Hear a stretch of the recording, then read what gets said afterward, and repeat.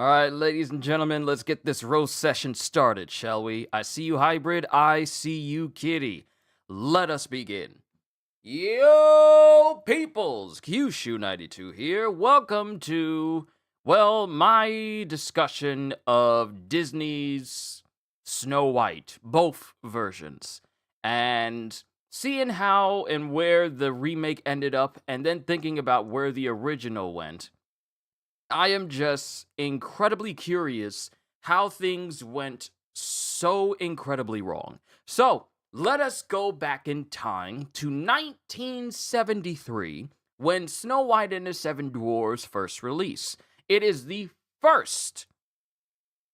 Actually, when you think about it, it says right here it is the first animated feature film produced in the United States. So, not only does Disney have the prestige of pretty much pioneering animated feature films, but their first feature film put them on the map as a massive company that could create more films like it. It is the first animated feature film in the United States and the first cell animated feature film. So Snow White and the Seven Dwarfs did a whole lot. Snow White premiered at the Carthay Circle Theater in Los Angeles, California on December 21st, 1937. Well, actually, let's just do that. Let's just do it this. 1937 American animated musical fantasy film produced by Walt Disney Productions and released by RKO Radio Pictures. Based on the 1812 German fairy tale by the Brothers Grimm, the production was supervised by David Hand and was directed by 5 sequence directors, including Perce Pierce, William Cottrell, Larry Moray, Wilfred Jackson, and Ben Sharpstein. It is the first animated feature film produced in the United States and the first cell animated feature film. Premiered at the Carthay Circle Theater in Los Angeles, California on December 21st, 1937, and went into general release in the United States on February 4th, 1938. Despite initial doubts from the film industry, it was a critical and commercial success, with international earnings of more than $8 million during its initial release against a $1.5 million production cost, becoming the highest grossing film of 1938, and briefly holding the record for the highest grossing sound film of all time. It was also the highest grossed animated film for 55 years. So, it holding that record goes a lot longer than many of us have been alive. The popularity of the film has led to its being re-released theatrically many times until its home video release in the 1990s. Adjusted for inflation, it is one of the top 10 performers at the North American box office and is still the highest grossing animated film with an adjusted gross of $2,297 million. Worldwide, its inflation-adjusted earnings top the animation list. Snow White, the first feature film of the United States, the first feature film of Disney, and to this day, it is still the highest grossing animated film of all time. And no other movie has been able to match it. Snow White was nominated for Best Musical Score at the Academy Awards in 1938, and the next year, producer Walt Disney was awarded an honorary Oscar for the film. This award was unique, consisting of 1 normal size plus 7 miniature Oscar statuettes. So literally saying that Walt Disney was the only person that got an Oscar that had 7 other mini Oscars with it to coincide with them basically being Snow White and the 7 Oscars. They were presented to Disney by Shirley Temple. Now, some of y'all may know who Shirley Temple is. You know, America's sweetheart. She's one of the most famous, if not the most famous child actor of all time. Its prototypical animated feature and use of fairy tale adaptations, as well as technical innovation, became a major milestone of the early animation industry. Snow White is widely regarded as one of the greatest films ever made. It is, and the remake just made that even more apparent. We'll cross that bridge when we get to it, and creating the new form of the golden age of animation. Disney's take on the fairy tale has had a significant cultural effect, resulting in popular theme park attractions, a video game, a Broadway musical, and a 2025 live action film. In 1989, the United States Library of Congress deemed the film culturally, historically, or aesthetically significant and selected it as one of the first 25 films for preservation in the National Film Registry. The American Film Institute ranked it among the 100 greatest American films and also named the film as the greatest American animated film of all time in 2008. So, let's go through the plot. So, we'll go through the plot of this. Actually, you know what? This is just the first half of the animated movie. Let's go over to what it looks like for the live action. So, Disney Snow White, or simply Snow White, for the 2025 is a 2025 American musical fantasy film directed by Mark Webb from a screenplay by Aaron Cressida Wilson, produced by Walt Disney Pictures and Mark Platt Productions. It is a live-action reimagining of Walt Disney's 1937 animated film Snow White and the Seven Dwarfs, itself based on the 1812 fairy tale Snow White by the Brothers Grimm. The film stars Rachel Zegler as the title character, a princess who escapes assassination by her stepmother, the Evil Queen, who's played by Gal Gadot, and joined with seven magical characters, and a rogue bandit named Jonathan Andrew Burnap to reclaim her kingdom. Plans for a Snow White remake were confirmed in October 2016, with Wilson attached as a screenwriter. Webb entered talks to direct in May 2019 and was announced as director in September. Principal photography took place in the UK from Yo, what's going on? What is going on? Hi, Dragon. Principal photography took place in the UK from March to July 2022, with additional reshoots taking place in June 2024. The film was initially set to be released in March 2024, but faced delays due to the SAG-AFTRA strike. Prior to its release, the film generated significant controversy regarding its colorblind casting, changes to the story, and the reimagining of the Seven Dwarfs. Additional backlash stemmed from lead actress Zegler's public critiques of the original film and her political views, as well as her and Gal Gadot's opposing views on the Israeli-Palestinian conflict, leading to calls for boycott. Snow White premiered at the Alcazar of Segovia in Spain, on March 12, 2025, and was theatrically released in the United States on March 21st. It received mixed reviews. Critics praised Zegler's performance but took issue with some of the film's stylistic choices. It has grossed $200.3 million worldwide, with a production budget of $240 to $270 million.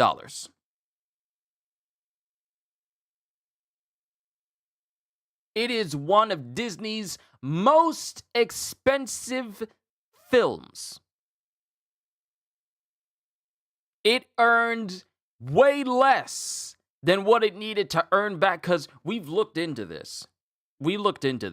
When a movie premieres and it does well at the box office, it needs to make at least maybe 2 or 3 times the production cost it cost in order to make the film, and Snow White didn't even make over its budget. It made under its budget. Now, I'm not good at math, but that's bad. Oh no, that's bad. The film has significantly underperformed in its theatrical run. So, we're going to go down the list for the plot of the original, and then compare it to the plot of the remake. And then we're going to roast the heck out of the remake. So, plot for the 1937 film. Having lost both of her parents at a young age, Snow White is a princess living with her wicked and cold-hearted stepmother, the Queen. They don't even call her like the evil queen. They just call her the Queen. fearing that Snow White's beauty will outshine her own, because who doesn't know of a woman being jealous of another woman looking more beautiful than her? Because that's still something that happens today. Fearing that Snow White's beauty will outshine her own, the queen forces her to work as a scullery maid and asks her magic mirror daily who is the fairest one of all. For years, always answers that the queen is, pleasing her. One day, Snow White meets and falls in love with a prince who overhears her singing. That same day, the magic mirror deems Snow White as the fairest. The queen orders her huntsman to take Snow White into the forest, kill her, and bring back her heart in a jeweled box as proof. Women jealousy at its finest. The huntsman cannot bring himself to kill Snow White and warns her of the queen's intentions. At his urging, Snow White flees deep into the forest. Lost and frightened. Lag?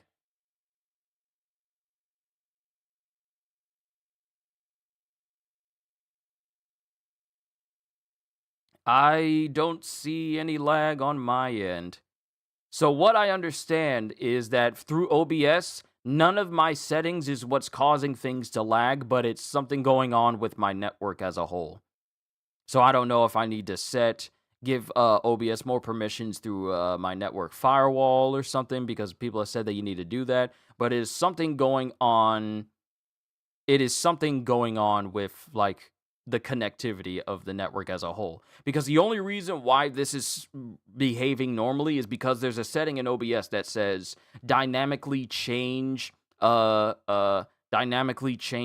stream quality as bitrate changes, and as bitrate changes and connectivity changes. That's the only reason why this is currently working right now. I didn't have to have that setting on beforehand, but if I turn it off, there will be some frames dropped, and I'm still trying to figure that out for the life of me. It's still boggling my mind, so I still need to fix that. But at least you guys can hear me. Lost and frightened, Snow White is befriended by woodland creatures who lead her to a hidden woodland cottage, finding 7 small chairs in the cottage's dining room. That's better. Don't know what happened. It's weird. It's either YouTube or it's through OBS, because my connection is just flat out perfect.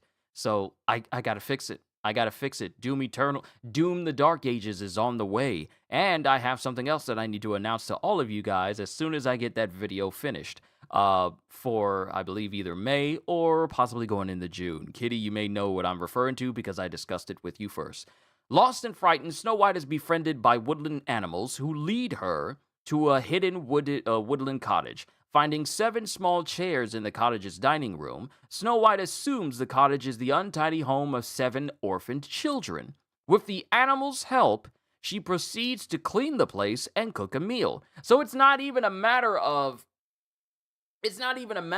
Snow White is just cleaning up someone else's home and therefore putting into people's heads the idea like, oh, she's just a woman in a house and all she's doing is cleaning or whatever. It's not even that. She's doing this under the impression that this cottage belongs to mere children. So anyone saying like, oh, Snow White not helping clean the home, and I feel like they lost the plot, because in the remake, well, actually, we'll get to it in a bit. Yes, but my mouth will remain sealed. Thank you. Let me see. With the animals' help, she proceeds to clean the place and cook a meal. Snow White soon learns that the cottage is a home of 7 dwarves named Doc, Grumpy, Happy, Sleepy, Bashful, Sneezy, and Dopey, who work in a nearby mine. They ruined Dopey in the remake.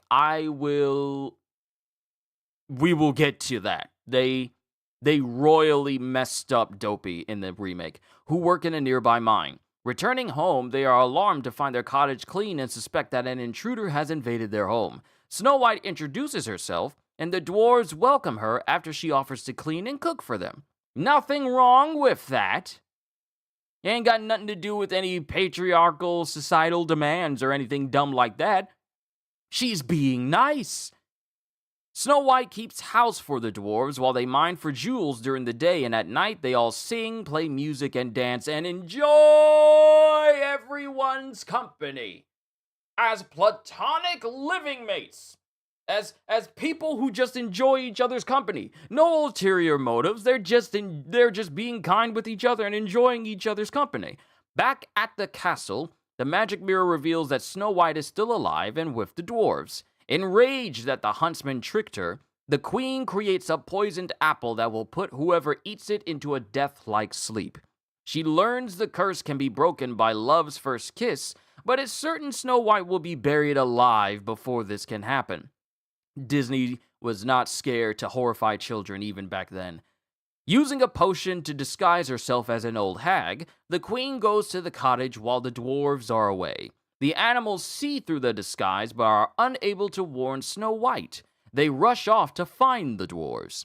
The queen fools Snow White into biting into the apple, and she falls into a death-like slumber. This was a horrifying scene in the movie because you don't even see her fully bite into the apple. She says she feels strange, and all you get is her arm falling out of the doorway, like her arm falling out of the doorway, and she's dropping the apple, and then the evil queen just laughs because she won in that moment. The dwarves return with the animals as the queen leaves the cottage and give chase, trapping her on a cliff. She tries to roll a boulder onto them, but lightning strikes the cliff before she can do so, causing her to fall to her death. You remember when villains could be killed and not, talk no jutsu'd out of a situation? Disney was not scared to kill its villains to let you know, like, hey, if you're evil, this could happen to you. In their cottage, the dwarves find Snow White asleep from the poison. Unwilling to bury her, they instead place her in a glass coffin in the forest. Together with the animals, they keep watch over her.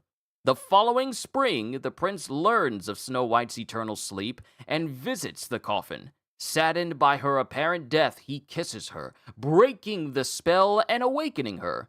The dwarves and animals rejoice as the prince takes Snow White to his castle. And that's where the movie ends. And you would think OG Disney gave both imaginary wonders and nightmares. Look, what was it?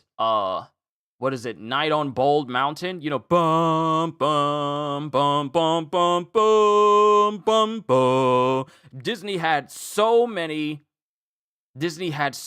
fantastic animations that could just straight up horrify you. Who remembers Sleepy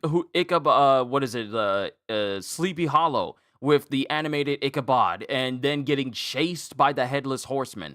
To this day, well, I won't say to this day, but it took me a long time to get over watching that, especially at night, because the music, the presence of the Headless Horseman, his laughing, him just screaming it out loud in the reverb, and the music did not help. Him having the flaming pumpkin and throwing it at Ichabod, it was one of the most terrifying things I saw as a kid, and I was terrified to watch it by myself when it was nighttime. When it was time for everyone to go to bed, and I made the mistake of trying to watch it when it was time for me to go to sleep, it was hard for me to go to sleep because the Headless Horseman terrified me that much. Disney knows how to make some... D-Train, it's good to see you. Yo, we are talking about OG Snow White and then the remake Snow White. But that's pretty much the story of the original run. Now, of course, we have the voice cast. But going down here, let's talk about the development, because this is extremely important. Walt Disney conceived the idea of making his first feature-length film in 1933, when his animation studio was focusing on production of animated short films, such as the Silly Symphonies series. Although they were popular with the audience, Disney believed that the shorts did not bring enough profit for the further growth of the studio. He also saw the full-length film as a way to expand his storytelling possibilities, allowing for elaborate plots and character development. By late March 1933, he was approached by Mary Pickford, co-founder of the United Artists that were distributing Disney's works at the time, with a proposal for a feature-length animated live-action version of Lewis Carroll's novel Alice's Adventures in Wonderland, 1865. However, the project was soon scrapped when Paramount Pictures began production of their own film version. Disney then considered using the same concept for a film adaptation of Washington Irving's short story Rip Van Winkle, starring Will Rogers. 1819, but it did not work out either due to Paramount, which held the rights to the story, refusing to give permission. After the successful release of the symphony short Three Little Pigs in May 1933, Disney was strengthened in his decision to make a feature film and began introducing the idea to his staff through a slow infiltration, sharing it with everyone individually during casual conversations. This dude indoctrinated everyone to make Snow White just by talking to every person individually. You don't get CEOs doing this! What you mean he went to everyone? To get everyone on board. What you mean?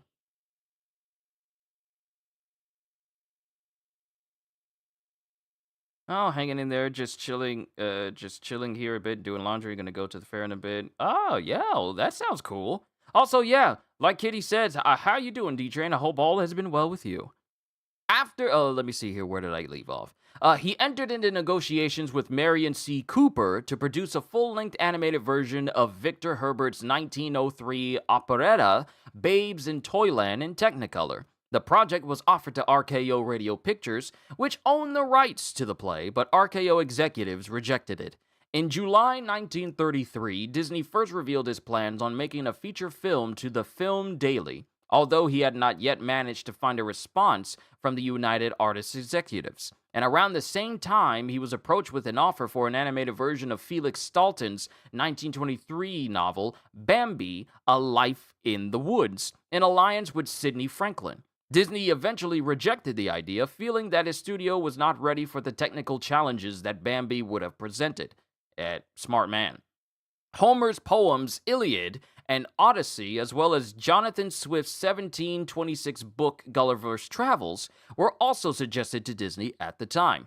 Disney settled on the Brothers Grimm's 1912 fairy tale Snow White in the spring of 1934. He had been familiar with the story since he was a teenager, having seen the 1916 silent film version, which he later cited as the primary reason for choosing Snow White for his first feature production.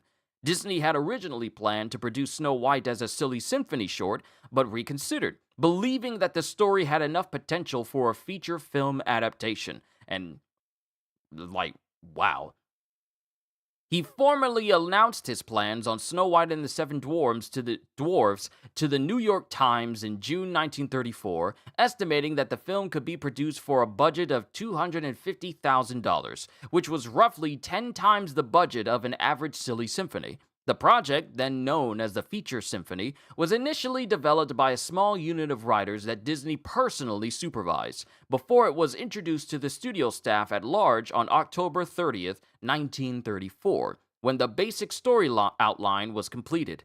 As some animators later recalled, Disney assembled them on the soundstage in the evening and acted out the entire story of Snow White for 3 hours, concluding with announcement of their first feature film. Now imagine this.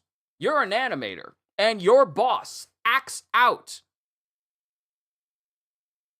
Your boss has you act out the entire story of Snow White, which goes on for 3 hours, and then announces, hey, you know that story we just acted out for 3 hours? We're gonna turn that into a feature film. You don't get CEOs who are this in-depth in their work as much. You get CEOs that, maybe dabble a little bit, but not go this far. Although the studio staff were excited about the project, they were unsure that the full-length cartoon would sustain an audience's attention. Little did they know that to this day, people will not waste any time watching Snow White originally because it's just that good of a movie. Little did they know the cultural and historical impacts that their movie would have on society as a whole. Ward Kimball said that they were told by Hollywood moguls such as W.C. Fields that it was okay, 6-7 minutes, like the shorts, but an hour and a half? No way!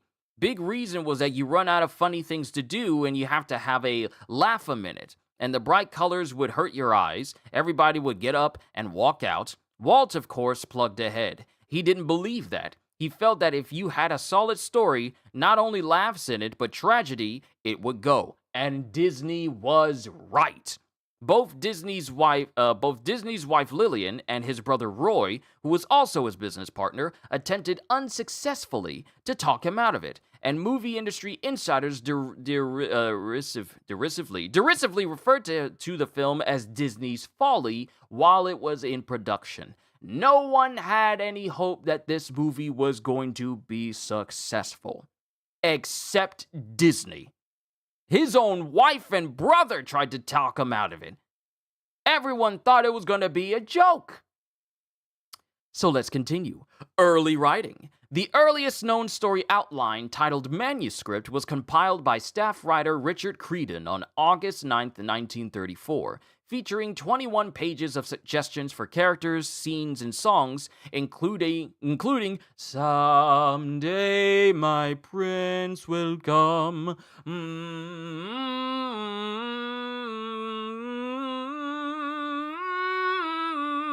You know. At the time, Disney adopted a wide-ranging approach, remaining open to any idea that could be proposed. Notably, one of the suggestions included Snow White traveling through a series of enchanted sites, such as the Sleepy Valley, the Morass of Monsters, and the Valley of the Dragons, before arriving at the dwarves' cottage. Snow White was originally envisioned to be more tomboyish, with the queen described as stately, beautiful in the way of a Benda mask, a cool, serene character who demonstrates her fury only in moments of great passion. One of the potential storylines developed for Manuscript involved the queen imprisoning the prince in her dungeon after seeing his affection for Snow White, with the prince later fighting his way out of her castle with tricks that Doug Fairbanks would like to have thought. Other story suggestions included the queen having a collection of her former enemies reduced to a few inches in size, a Gilbert and Sullivan-style music number for the scene where the queen orders the huntsman to kill Snow White, and the sequence of the queen trying to break the mirror upon learning that Snow White has survived, with the mirror detaching itself from the wall and smashing against the queen after chasing her around the chamber. That just sounds funny. Disney also decided from the beginning that each of the seven dwarves, whom he considered the strongest lure of the story because of their comedic potential, should have a distinctive personality, identified by a respective name. A pool of over 50 possibilities were compiled for Manuscript, with names such as Sleepy, Hoppy.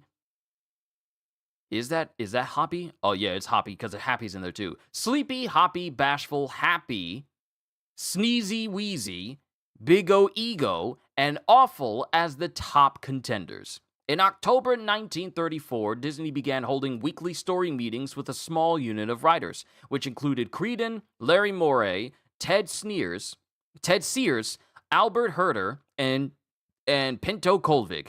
During the first meeting on October 3rd, I like reading this. I like reading to you guys in general.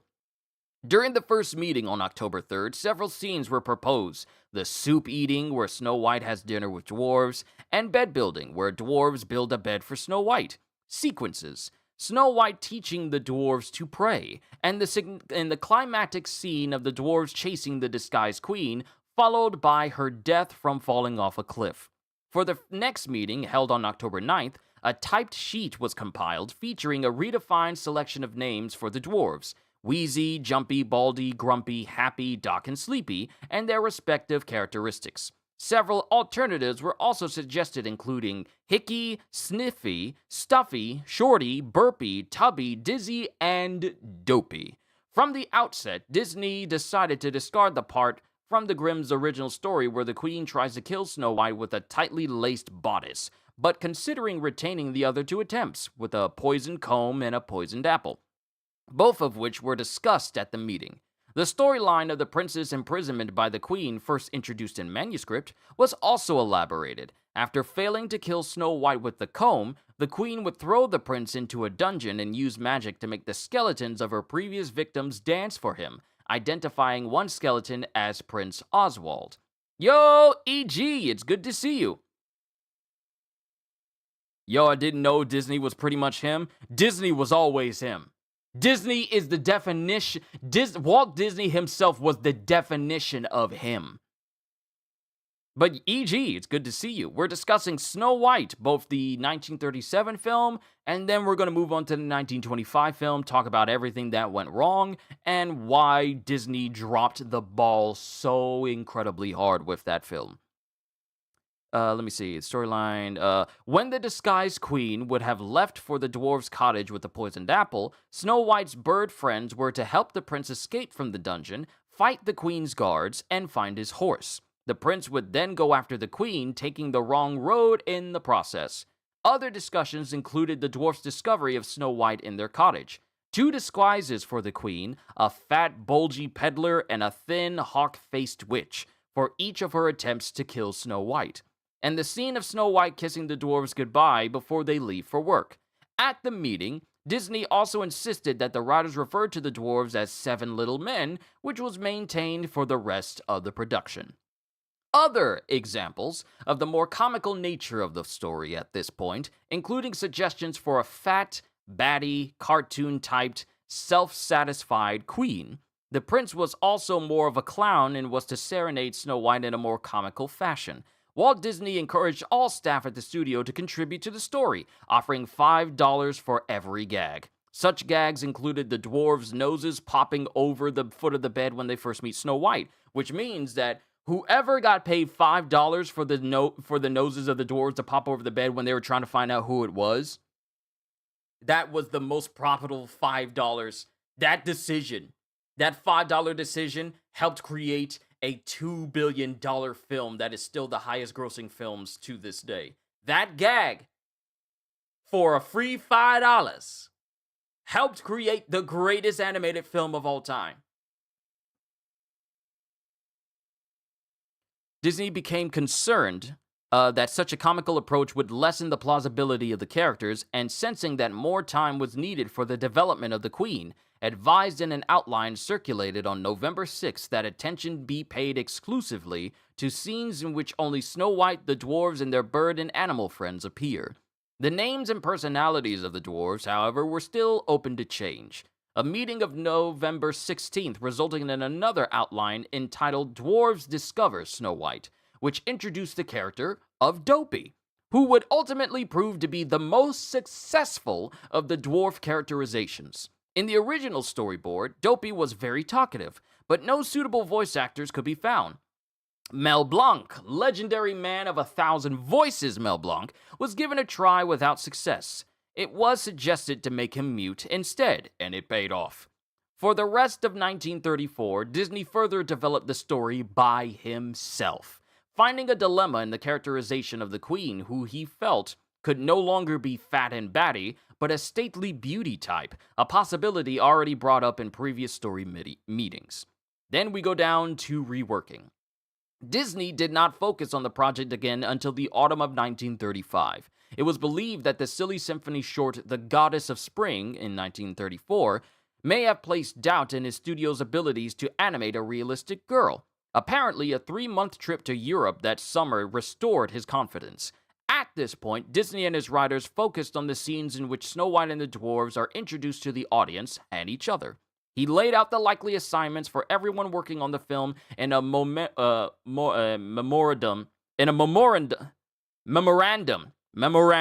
Words today. They're going to make me work. Words today. He laid out the likely assignments for everyone working on the film in a memorandum of November 25th, 1935, and had decided on the personalities of the individual dwarves. It had first been thought that the dwarves would be the main focus of the story, and many sequences were written for the 7 characters. However, at a certain point, it was decided that the main thrust of the story was provided by the relationship between the Queen and Snow White.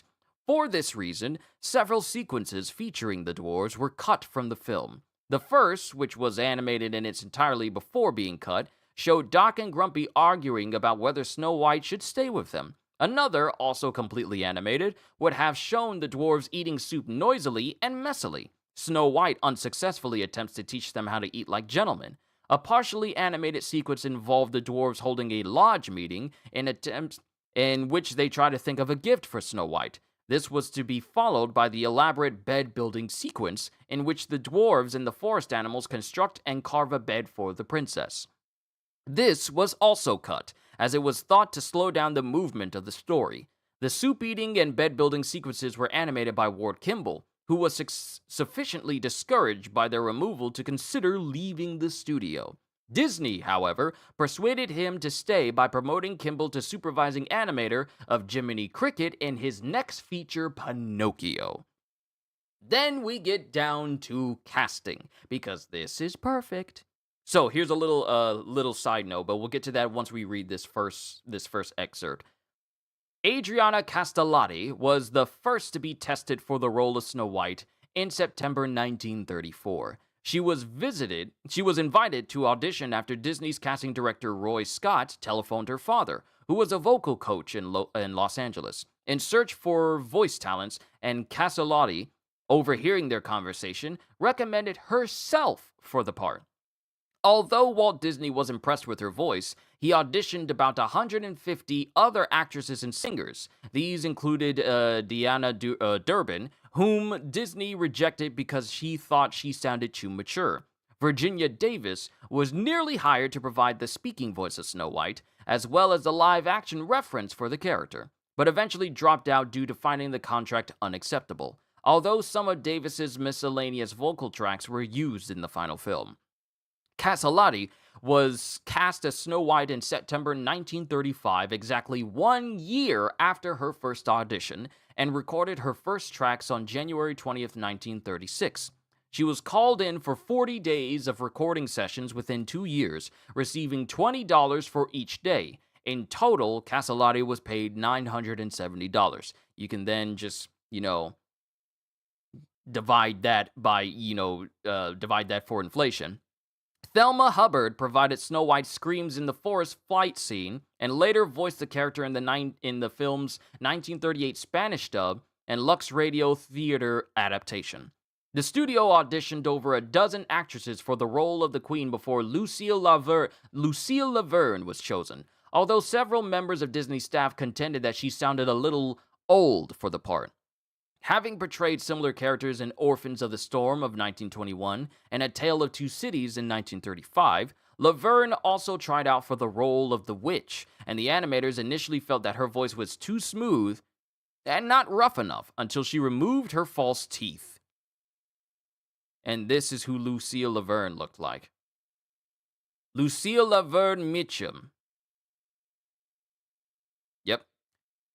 Snow White and the Seven Dwarfs marks Laverne's final film performance before her death in 1942. Wow, so her being the voice of the Queen and the Witch, that was her last film performance before her passing in 1942.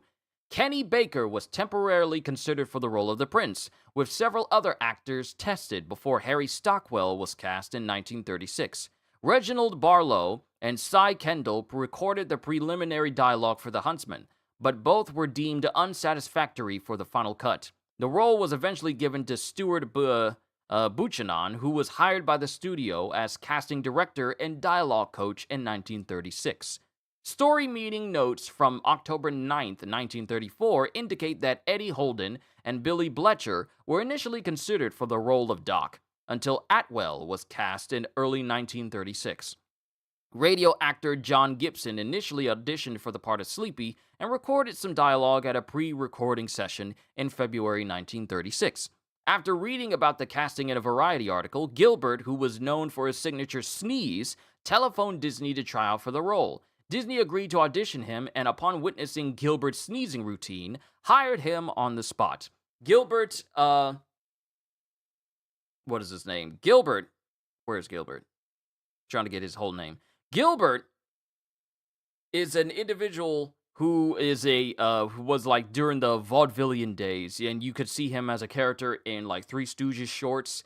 He was like a stout fellow, but he was also a comedian, best known for doing jokes revolved around sneezing. So since he was that good at being a dude that could sneeze, he became the guy that played Sneezy, because he was that good. Can you imagine being so good that Walt Disney himself hires you on the spot after one take? After one audition? Onwards to the animation. This is where we get to the juicy part of this original film. Animation, art direction. Snow White and the Seven Dwarfs features contributions from 3 European artists who came to work at the Walt Disney Studios in the 1930s. By 1936, Albert Herder was assigned to supervise the film's art direction. All the designs used in the film, from character costume designs to layouts and backgrounds, had to meet his approval before being finalized. Having had an academic art training, Herder was instrumental in devising the film's overall Germanic look, incorporating European illustrations and painting techniques into the animation. Ferdinand Horvath, who had been working at the studio since 1934, was also hired as the film's inspirational sketch artist, providing a number of dark concepts for the film. Many of his other designs were ultimately rejected since they were less easily translated into animation than Herder's, and Horvath didn't receive a credit for the film. By the spring of 1936, as the animation process began, Herder and Horvath were joined by Gustav Tengren. Tengren was used as a color stylist and to determine the staging and atmosphere of many of the scenes in the film, as this style borrowed from the likes of Arthur Rackham and John Bauer, and thus possessed the European illustration quality that Walt Disney sought. He also designed the posters for the film and illustrated the press book. Other artists to work on the film included Joe Grant, whose most significant contribution was the design for the Queen's witch form. And many of us who saw the old witch form of the Queen back then in the day knew that it was one of the most horrific things you could ever see, just overall. Character animation. Oh wait, I forgot to come up here. Sorry, I meant to read Walt Disney on the casting of Adriana Caselotti as Snow White. I wanted to get a voice for Snow White that would be kind of away from every day. Kind of off in another world. And I was hunting for a certain quality voice. So I had a boy searching for voices. He went everywhere. I wanted someone who could sing too, because I was going to use a lot of songs. So he kept bringing these people in. So one day he came in with a voice. I listened to it. I said, "That's perfect." I said, "She sounds to me like a 14-year-old girl." And he said, "Well, she's 18, you know?" But that was it. It was a little girl named Adriana Caselotti, and she came from an opera family. She could do all this beautiful bird-like stuff, so I signed her. And that's Walt Disney on casting Adriana Caselotti as Snow White. Going down to character animation. Art Babbitt, an animator who joined the Disney studio in 1932, invited 7 of his colleagues who worked in the same room as him to come with him to an art class that he himself had set up at his home in the Hollywood Hills. Though there was no teacher, Babbitt had recruited a model to pose for him and his fellow animators as they drew.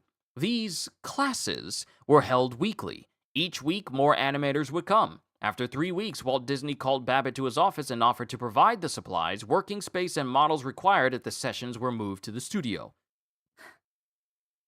Babbitt ran the sessions for a month until animator Hardy Gramatke suggested that they recruit Don Graham, an art teacher from the Chouinard Institute. Graham taught his first class at the studio on November 15, 1932, and was joined by Philip L. Dyke a few weeks later. These classes were principally concerned with human anatomy and movement, though instruction later included action analysis, animal anatomy, and acting. Though the classes were originally described as a brutal battle with neither instructor nor students well versed in the other's craft, the enthusiasm and energy of both parties made the classes stimulating and beneficial for all involved. People enjoyed what they were doing! Graham often screened Disney shorts and, along with the animators, provide critique featuring both strengths and weaknesses. For example, Graham criticized Babbitt's animation of Abner the Mouse in The Country Cousin as taking a few of the obvious actions of a drunk without coordinating the rest of his body, while praising it for maintaining its humor without getting dirty or mean or vulgar. The country mouse is always having a good time. So, right here, we get Art Babbitt going, Don Graham really knew what he was teaching, and he showed you how to do something. He didn't just talk. He taught us things that were very important for animation. How to simplify our drawings, how to cut out all the unnecessary amateurs have a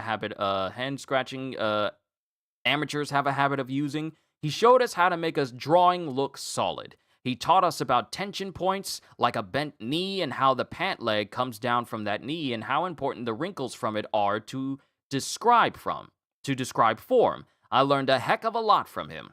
Art Babbitt. Very few of the animators at the Disney studio had artistic training. Most had been newspaper cartoonists. Among them, these few was Grim Natwick, who had trained in Europe. The animator's success in designing and animating Betty Boop for Fleischer Studios showed an understanding of human female anatomy, and when Walt Disney hired Natwick, he was given female characters to animate almost exclusively. Attempts to animate Persephone, the female lead of the Goddess of Spring, had proved largely unsuccessful. Natwick's animation of the heroine in Cookie Carnival showed greater promise, and the animator was eventually given the task of animating Snow White herself. Though live-action footage of Snow White, the Prince and Queen was shot as reference for the animators, the artist's animators disapproved of rotoscoping, consider it to hinder the production of effective caricature. Nevertheless, all of the above-mentioned characters were fully rotoscoped and utilized by their respective artists, some more, some less. Despite Graham and Natwick's objections, however, some scenes of Snow White and the Prince were directly traced from the live-action footage. Now, over to Walt Disney in 1935. Hope you guys are invested in this, because this is, oh snap! I couldn't even, I had to, it wouldn't even let me update chat. I missed out on Killer Bean showing up, Lunar showing up, Ryan Moore showing up. Hold on, good to see you, Killer Bean. This is a series you do. This is something that this was actually suggested to me by Kitty, and I felt, let's take a break from games, and then we'll have like a little discussion. Ryan Moore, random question, but does anyone know if they fix frame drops and stuttering in Oblivion? I'm holding off buying it until they do. So, here's the thing. Oblivion and Bethesda are working on an update to increase performance for the game on PS5.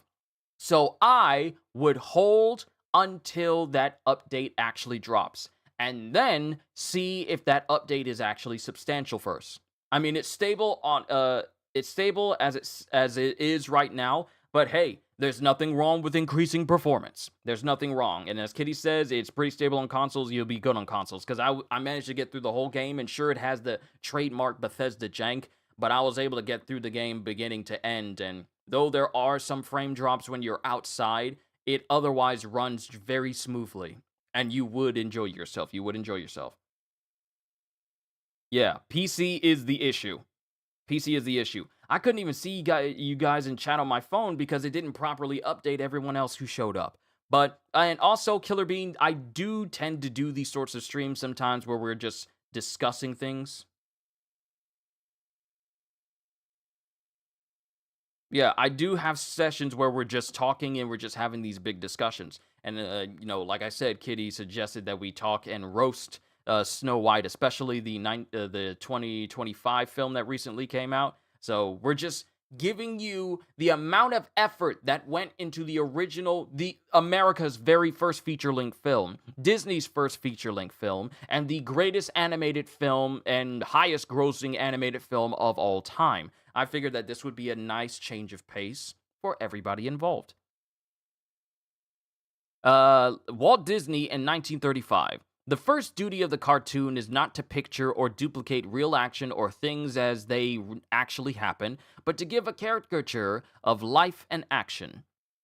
But to picture on the screen things that have run through the imagination of the audience, to bring to life dream fantasies, and imaginative fancies that we have all thought of during our lives or had pictured to us in various forms during our lives. I definitely feel that we cannot do the fantastic things based on the real unless we first know the real. Ooh. I like how he put that. Okay, Disney got some bars. This point should be brought out very clearly to all new men and even the older men. It proved difficult, and going back to the paragraph, it proved difficult to add color to Snow White's and the Queen's faces. Eventually, they found a red dye that worked and which was added to a small piece of cotton wrapped around a tipple pencil on each individual cell. Helen Auger, An employee at the ink department was also an animator and decided to use the same system used in animation.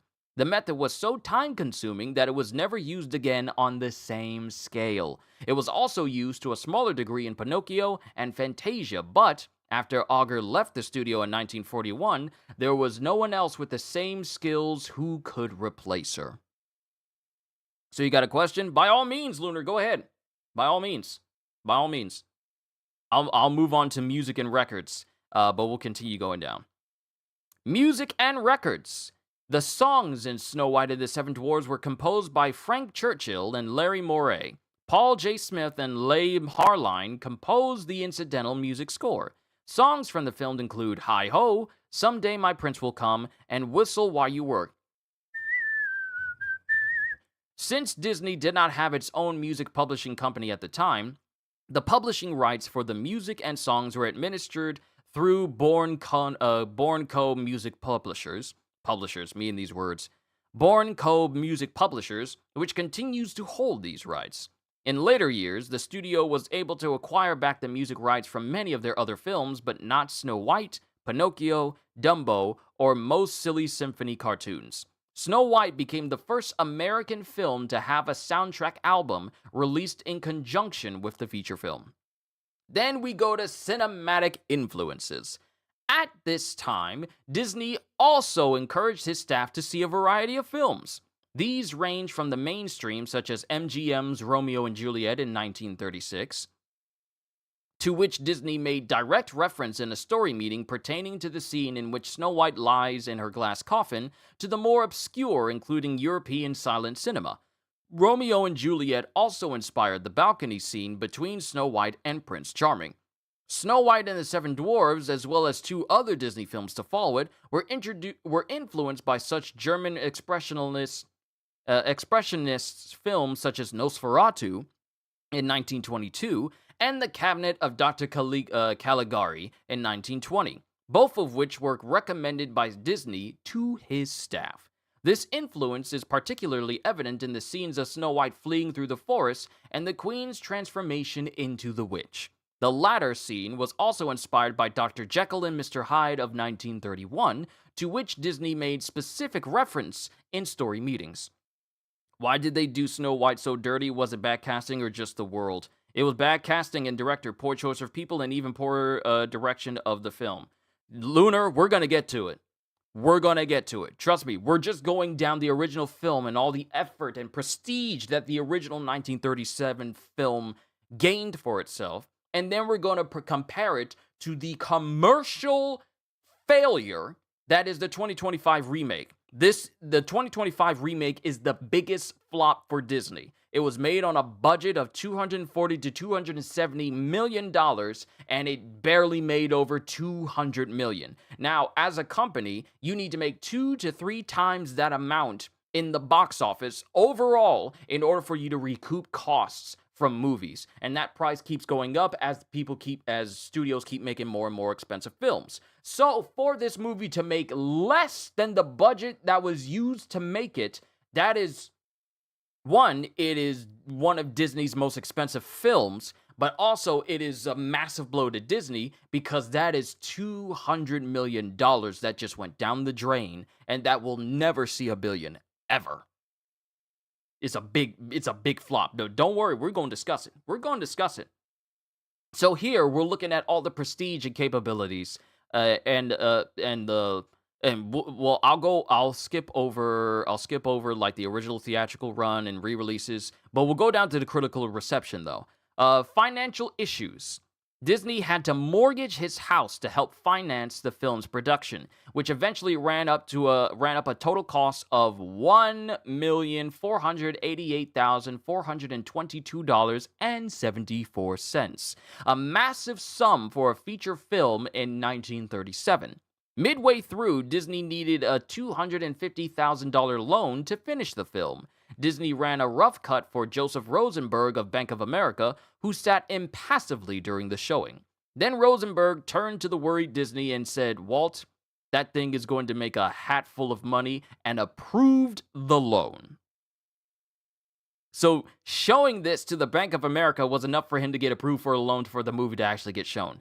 So, we got the original release and everything, but let's move on to the critical reception. The film was a tremendous critical success, with many reviewers hailing it as a genuine work of art, recommended for both children and adults. Although film histories often state that the animation of the human characters were criticized, more recent scholarship found that contemporary reviewers praised the realistic style of the human animation, with several stating that audiences had forgotten that they were watching animated humans rather than real ones. Frank S. Nugent of the New York Times felt that Mr. Disney and his technical crew have outdone themselves. The picture more than matches expectations. It is a classic, as importantly cinematically as The Birth of a Nation or The Birth of Mickey Mouse. Nothing quite like it has ever been done before, and already we have gone impolite enough to clamor for an encore. Variety observed that so perfect is the illusion, so tender the romance and fantasy, so emotional are certain portions when the acting of the characters strikes a depth comparable to the sincerity of human players that the film approaches real greatness. Harrison's reports wrote Snow White was entertainment that should be enjoyed by everyone. Intelligent adults will marvel at the mechanical ingenuity that went into the making of it, and it is something to marvel at, for at times the characters seem lifelike. That is brought about by the expert synchronization of the action with the music and the dialogue.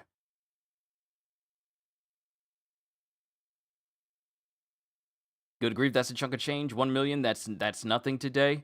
$1 million in 1940 lunar is way more now. Matter of fact, let's see. 1 million, where is it? 1 million.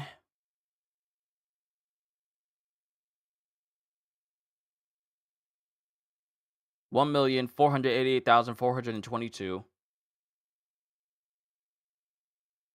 and 74 cents.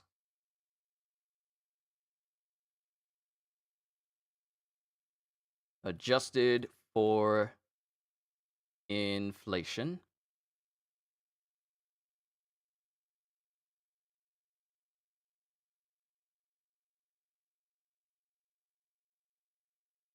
All right, let's do this. 1,488,422.74 in 1937.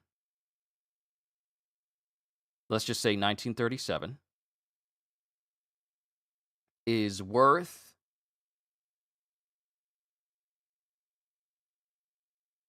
that can't be right. That's not right. That is not right.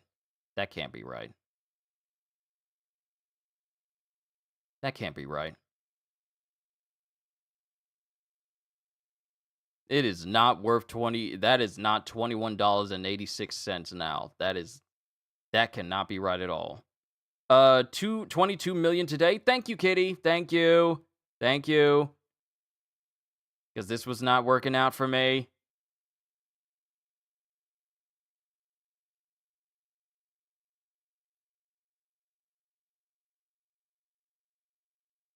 It was not working for me.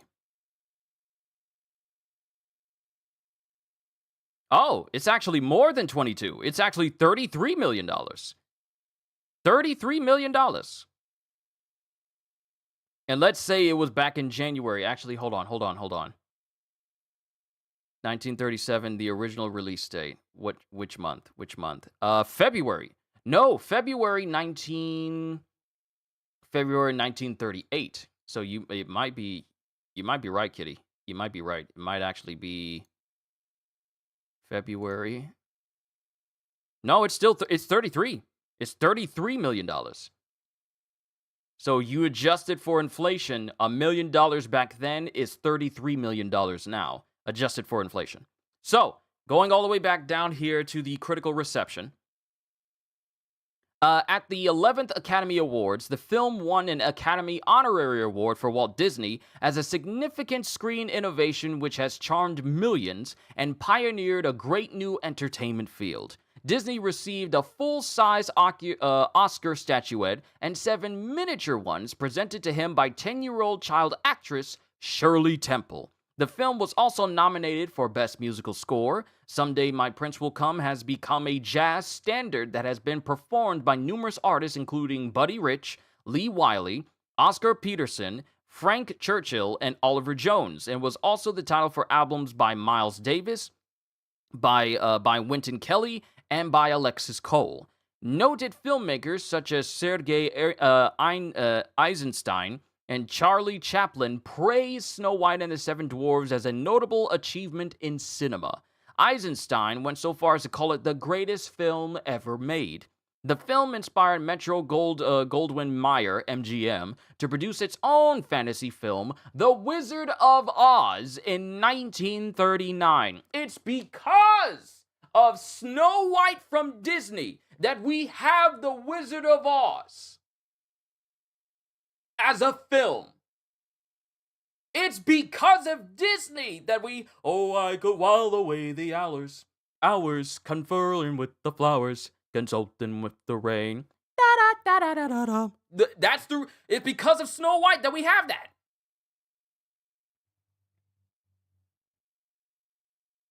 Yo, Chaos Creations, good to see you. See what I did?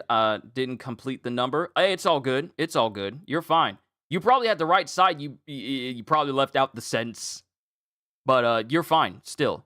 Critical reevaluation and industry recognition. Snow White and the Seven Dwarfs is referred by many critics as one of the greatest animated films in history. Rolling Stone ranked it 4th on its list of the greatest animated films of all time, calling it the one that changed the future of animation. Time magazine ranked the film as the 13th best animated film of all time. Harper's Bazaar listed the film as the #1 animated film of all time, crediting it as the one that started it all. On the review aggregator website Rotten Tomatoes, 97% of 122 critics' reviews are positive, with an average rating of 8.8 out of 10.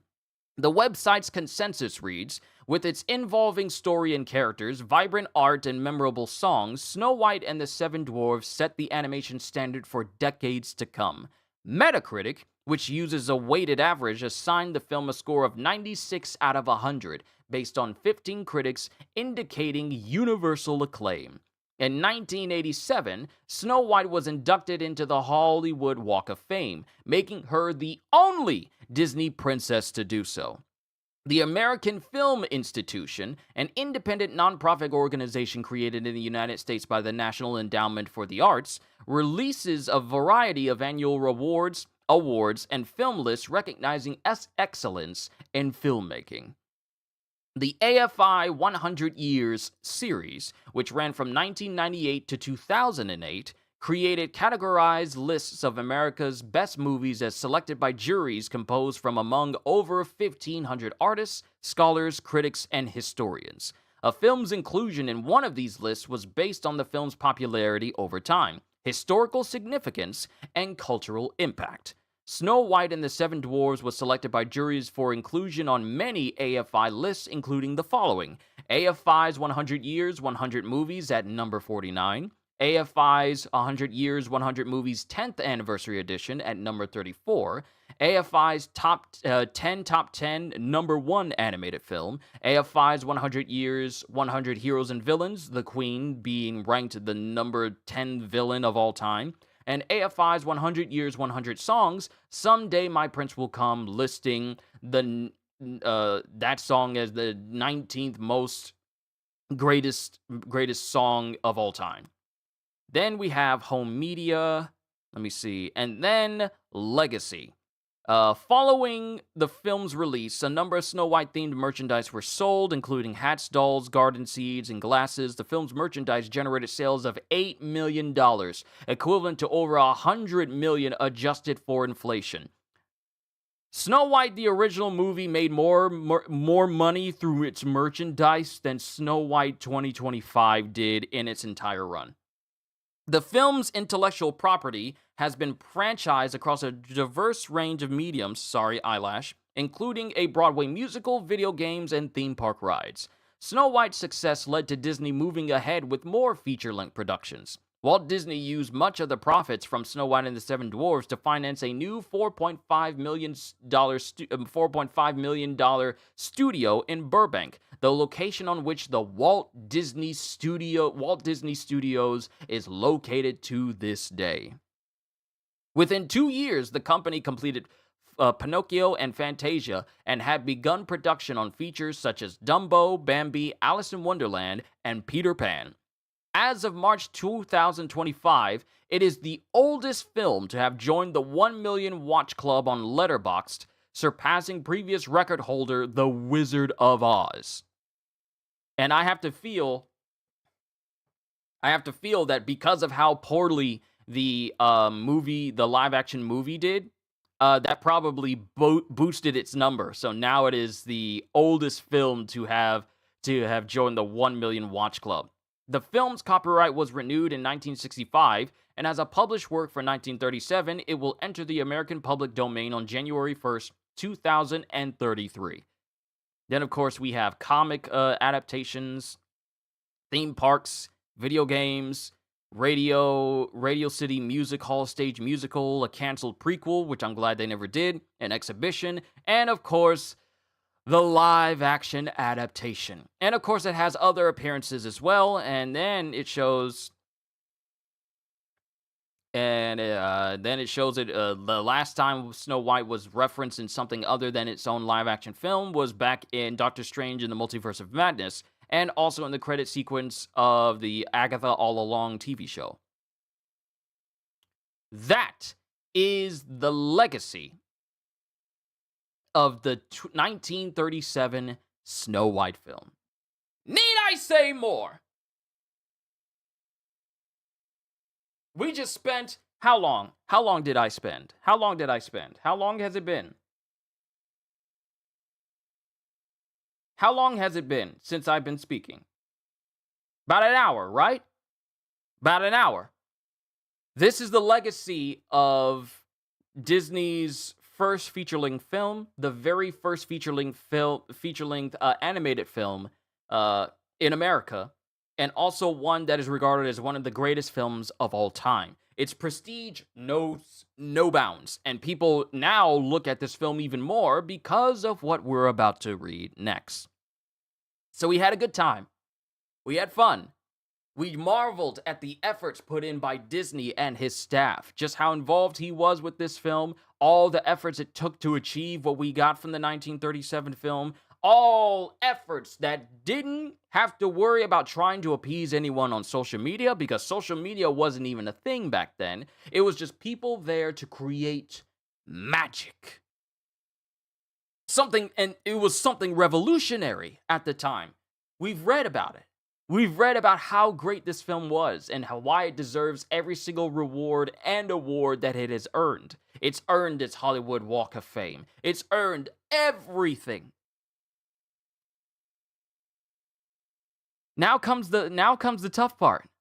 Now, let's look at the 2025 film. Ah! Ah! Ah! Here we go. Personally, the Whistle While You Work song is engraved in my soul. I find myself humming it while I clean the house. Woo! This will be fun, Easy Kitty. They're people, not NPCs. What you talking about?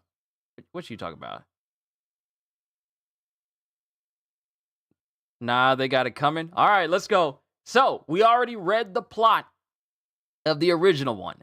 Now, let's read the plot of the newer one. Plot! During a snowstorm, a daughter is born to a benevolent king and queen. She is named Snow White to honor the day. Not because of her appearance, but because she was born in a blizzard. Years later, the queen falls ill and dies. The king hastily remarries to another woman before embarking on a military campaign. When he disappears, the new queen usurps the throne, revealing herself as an enchantress whose vanity surpasses her beauty. Under the evil queen's rule, she was never called the evil queen. She was just called the queen. Subjects are either left destitute or conscripted into the royal guard. Snow White, meanwhile, is confined to the palace and forced to work as a scullery maid. Fearing that Snow White's beauty will outshine her own, the queen asks a magic mirror daily who is the fairest one of all. The mirror always responds in her favor. One day, Snow White sees Jonathan, the leader of a band of bandits, raiding the pantry. When he is sentenced to be tied to the gates, she frees him. Sentenced to be tied to the gates? Sentenced to be tied to the gates? That's a punishment? That same day, I'm sorry, it may sound like I'm nitpicking already, but that just sounds odd. Sentenced to be tied to the gates. What happens on the gates? Wouldn't that be better to elaborate? What happens on the gates? That same day, the magic mirror deems Snow White as the fairest. The queen orders the royal huntsman to take Snow White into the forest, kill her, and bring her heart back in a jeweled box. The huntsman instead warns Snow White of the queen's intentions. At his urging, Snow White flees deep into the forest. Woodland creatures lead Snow White to a secluded cottage where she falls asleep. So there's no, as you can see here, it already changes here where she doesn't even go to sleep first. She doesn't even clean the house first and have the woodland creatures clean it up. She doesn't have the assumption that, oh, there's children that live here, so let's clean it up for the kids.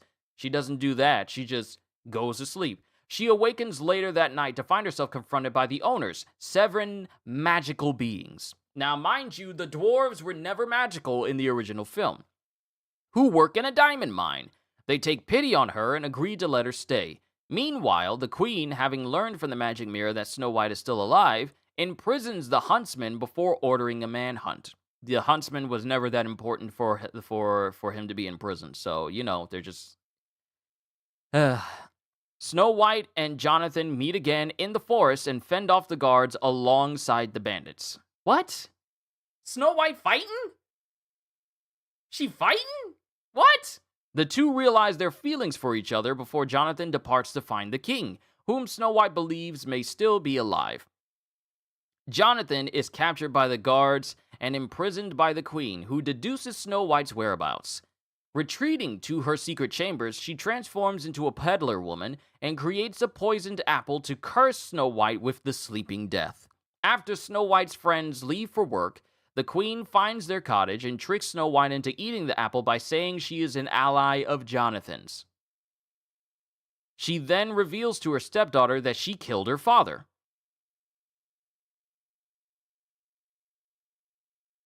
Why? That was never...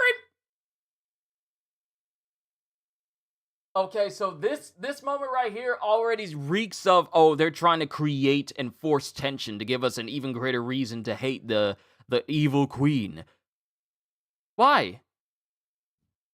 She then reveals to her stepdaughter that she killed her father. Snow White falls into the sleeping death, and the queen retreats to her castle.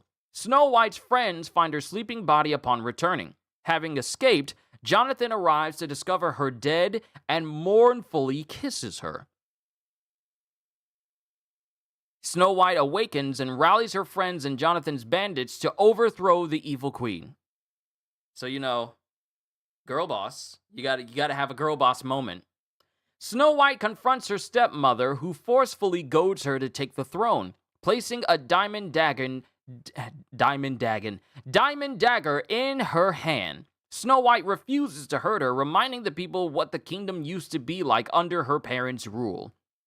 Moved by the memories and the princess's kindness, the guards stand up to the queen and join Snow White's friends, the bandits, the huntsmen, and the civilians. The queen tries to attack Snow White, but her friends and the bandits defend her. The magic mirror tells the queen that Snow White will always be fairer than her due to her kindness and justness. Snow White arrives to see the queen destroying the mirror, which is revealed to be the source of her powers. As a result, she turns into glass herself and disappears into a vortex while the magic mirror repairs itself. Having been named the new queen at a grand celebration, Snow White rules the land justly.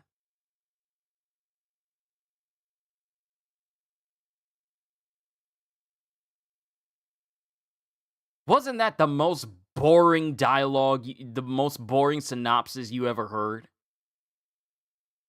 Why was there so much life? Why was there so much? This was a shorter synopsis. This was a shorter synopsis. The original film had a shorter synopsis, and yet it's filled with so much more life than the 2025 version. Also, you want to know something? You want to know something about Dopey? Let me tell you about Dopey. Let me tell you about Dopey. The heck? Hold on. Okay, so Rachel Zegler as Snow White, a fearless and pure-hearted princess who is determined to free her kingdom from her stepmother's tyranny. Gal Gadot is the evil queen, Snow White's vain, jealous, and tyrannical stepmother who is obsessed with being the fairest of them all. Andrew Burnap as Jonathan, a new character created as Snow White's love interest, partially based on the prince from the original film, and a rebel who wants to defy the evil queen's monarchy. Ansu Kabiya as a huntsman, an unnamed hunter and the evil queen's servant whom she orders to kill Snow White and bring back her heart. Patrick Page as the voice of the magic mirror, a mirror containing a being that truthfully answers the evil queen's question of who is the fairest of them all. Jeremy Swift as Doc, the intelligent leader of the 7 magical creatures. They don't even call them dwarves. They don't even call them dwarves. They call them magical creatures. What? I thought they were just saying they were magical creatures, but they still call them dwarves. They don't call them dwarves. They call them magical creatures.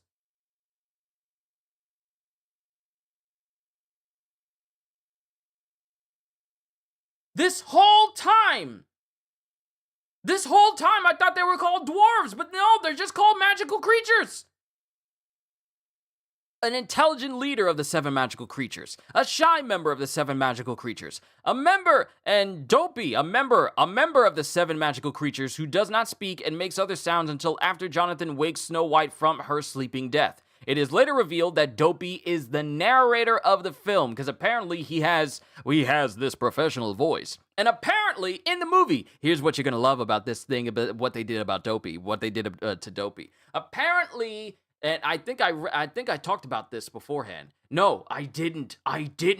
No, I heard about it. What they did to Dopey is that they insinuate that the reason why Dopey is mute is because he was abused.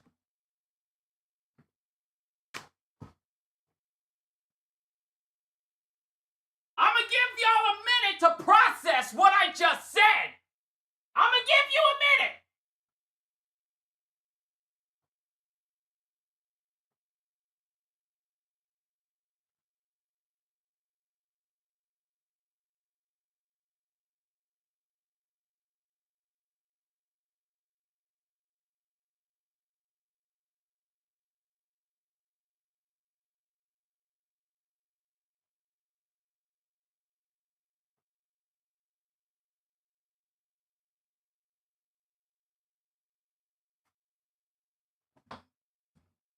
Let me say that again.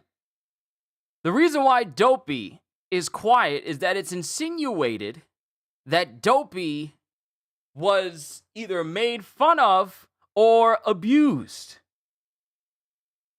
It's insinuated in the film.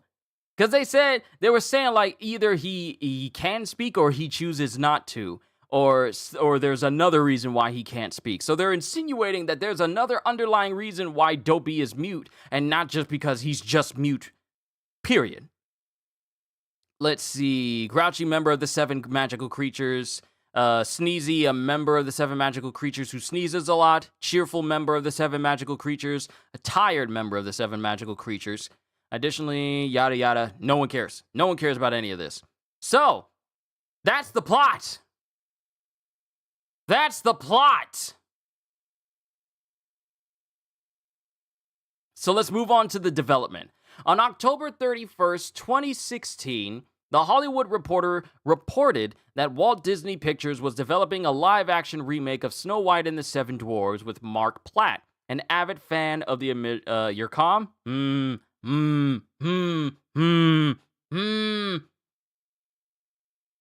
An avid fan of the original film, signed on as lead producer, and Aaron Cressida Wilson being in talks to write the screenplay. Calum McDougall, in his third producing collaboration with Disney and Platt, serves as an executive producer. Disney had been considering a live-action Snow White film since the early 2000s, and at one point planned on adapting the story as a martial arts film set in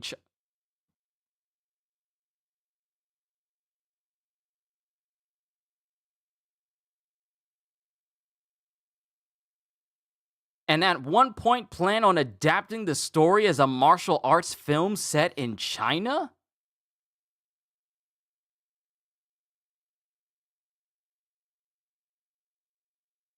On So did they plan on this before they did Mulan? The heck? The heck is this? What? On May 30th, 2019, it was reported that Mark Webb was in talks to direct. In November 2021, Greta Gerwig was reported to be co-writing the screenplay. Garinda Chadha was also Chadha. Who hires these people? I don't know. Gurinder Chadha was also strongly considered for the directing job. Sorry if I'm slipping on these words. It's just that there's a lot of dumb here. Wilson ultimately received sole credit for the screenplay, with Gerwig receiving off-screen additional literary material. I told you this film is making me stumble over my words. Additional literary material credit alongside Jez Butterworth, Stephen Levinson, Jeff Nathanson, Victoria Strauss, and Chris Weitz. In June 2021, Rachel Zegler was cast in the titular role, and in November, Gal Gadot was cast as the evil queen. On December 7th, 2021, during an interview with Extra, Zegler revealed that Snow White would be a lot stronger than the original. But there was no reason for her to be stronger because she was just stronger by being fair. She was already strong being who she was. There's a lot of strength in conveying kindness to another individual. There's a lot of strength where you don't have to say that she's a lot stronger than the original, because now you're trying to tell me, oh, you're trying to turn her into a heroine instead of her just being a character that everyone can gravitate towards. No, you gotta make her the hero. You gotta make her the hero in every sense of the word. So, revealed that Snow White would be a lot stronger than the original. Zegler's casting was solidified through a glowing recommendation to Webb from Steven Spielberg, who directed Zegler as Maria in his 2021 film adaptation of West Side Story. Why do we have to have a girl boss? Because we need the girls of the world to know that they can do anything and be anything, and we can't make it so that these girl bosses have failures. They can't have it where they have flaws. We can't have it so that female characters today are portrayed with any sort of repercussions for their actions. They can't have flaws. They can't be wrong. And even if they're wrong, then it never sticks. It never has lasting consequences, and everyone will just pass it over and then just go about their merry way. Look at Rey from Star Wars. She did a whole bunch wrong. No one called her out for her own stupidity. Y'all remember when she basically blew up that transport and everyone thought that she killed Chewie? No one chews her out for almost killing Chewie. They're just sad with her and they move on. Even though she literally shot lightning out of her hand and potentially killed one of the most beloved Star Wars characters.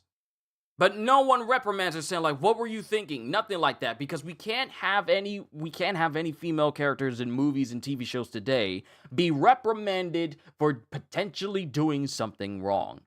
Even if it's on accident, we can't have them feel like it was truly their fault. And if we do, then we need to make sure that everyone consoles this character so that they don't feel bad about it. There's not a single person who was all like, what did you do? You killed Chewie! Like, not a single person? No one? Everyone just says, like, it's okay, Rey, it's all right. There, pat on the back, let's keep going, we still got stuff to do. No one thinks to mourn Chewie at all, even though he was alive. No one thinks to mourn Chewie? No, because we can't have Rey portrayed as someone who makes mistakes. We can't have that. And to this day, no one looks at Rey as a role model. Sure, you would see girls dressed up as Rey, but it's like, she's the most recent girl character in Star Wars, and I like Rey. But it's like, you're not being done a service for a character that's a good portrayal and a good role model for girls everywhere. Because it's like, a lot of things that Rey did in Star Wars was dumb. But the whole concept of girl boss is just annoying. Can we just say that? Can we just address that? Because there's this mentality that women are the same as men, saying they're equal and can do the same stuff when we're fundamentally different. No truer words have been spoken. I don't know, and people will probably have an issue with me saying this, but men and women are not the same. Sure, you can have a lot of men doing a lot of stuff that women do, and you can have a lot of stuff that men do that women can do, but that doesn't mean that we're capable on the same level.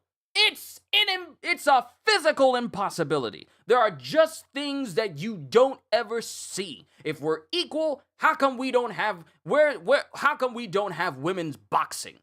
Like full on boxing. I'm not talking about MMA fights. I'm talking about you get two women in a ring, they put on some boxing gloves, and they don't have protective headgear on. They don't have anything except their hands and their fists, and they're just duking it out. How come we don't have that? I can give you the obvious reasons why we don't have that. But how come we don't have that? Gotta have this mentality that men and women are equal, but even though we have differences that complement each other, okay? Yes, men and women are different. If we started doing all the things the same, that would take away from our uniqueness as men. That would take away from your uniqueness as women. We have things that we can do that the others can't do, and things that the other can do that we can't do, but they complement each other because that's how it's supposed to work. Can I be real? We complement each other, trying to make this mentality of, oh, we need to have equal everything. Then you need to show some equal effort. If men can work all these jobs and they be on oil rigs and they work all these hours, then surely there can be loads of women who will want to do the exact same thing. Well, it's not the same. No. You can't say equal and then choose what you want to do that's different because it's too hard. No. If you're saying it's too hard, then that must mean there's a reason why some men can do things and some women can do things. There has to be a difference. Don't get me heated in here. My head is already starting to get just a little bit sweaty up here. I'm already on a roll here, okay? Can we be real? Trying to girl boss everything in media, in video games, it does not create meaningful characters. It creates token characters meant to pander, not to prop up in a positive light, but made to basically be a prop piece. To say like, hey, we got a girl boss here so that way women don't feel left out. So that way we're doing everything we can to make sure that this portrayal does not offend anybody. We don't want to put in the minds that women are not capable of doing certain things. Okay? Also, what's going on, Designs? Good to see you. We need more female lumberjacks. Look, ain't nothing wrong with a tough woman in a flannel shirt. All right? Okay? Let one cut down a tree and she got that red on. You get some people. You will get the attention of some people. But the mentality of girl boss and them trying to put it in all these different films and whatnot to try and make... And what makes this whole concept worse is that when you get a girl boss in film... Careful, Kyushu, you're starting to sound too far right. You never go full right wing. Look, I don't even know what half of that stuff means because I don't even deal with that. I don't deal in politics or anything of that nature. I have my own opinions about them, but I'm never going to speak them out because it's a touchy subject and because my platform is very... You got to be careful. You got to be careful. So there's only a certain amount that I'll say. As a woman, I'll say it flat out. If you put a man and a woman in a ring, same size and weight, the man will wipe the floor with that woman. Men are hunters. The women are the gatherers. That's just it. See, people don't want to have that. People don't want to acknowledge that. There are certain things that men can do that women can't do. All right? That's a fact. That isn't a fabrication. That is a fact. There are certain things that men can do that women can't do. You can't do everything. I can't do everything. You are not going to catch me into doing the same thing as a ballerina does, spinning around and then bending my back halfway back, lifting my foot all the way in the air and doing pirouettes and spinning in place for several minutes at a time. You're not going to catch me being as graceful as a female skater on ice. There are just certain things that women can do that men can't do. And the same is this, and it's the same for women. There are certain things that men can do that women can't do. There's a reason why we don't have a female version of every single sport known to man. Because not every woman would survive it.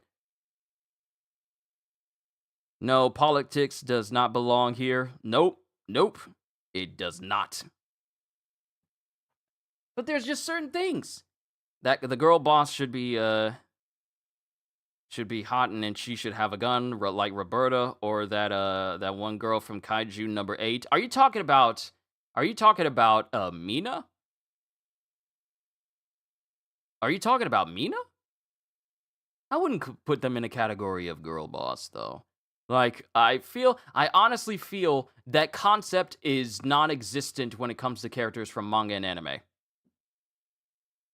That they transcend that whole thing, because girl boss is something that really is prevalent in America, not prevalent in Japan. In Japan, they just have men and women who are capable of doing all sorts of different things, but they don't make it seem like the men are idiots in comparison in order to prop up the female characters. They actually make characters. They don't make token pieces that they have toting through their entire show or their entire anime or their entire series. That's an American thing. That's a dumb American thing. So, continuing on with this, it's just dumb. Let me see. Let's see.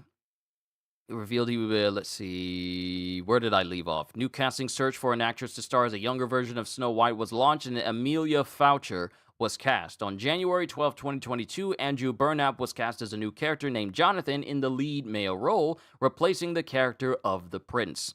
Then, of course, we have Martin Kleba, who we see as one of the characters from Pirates of the Caribbean. He was going to be the one portraying Grumpy. We're going to get down to the controversial part. Mina is a girl boss and people love her. Sure. I think the only girl boss that worked was a lady in the Alien movies. I forget her name. Ripley. Yeah. See, here's the thing. These are characters that you don't need to confine to the whole overall narrative of a girl boss because they fit their own mold. Ellen Ripley, Sarah Connor. Who's another one?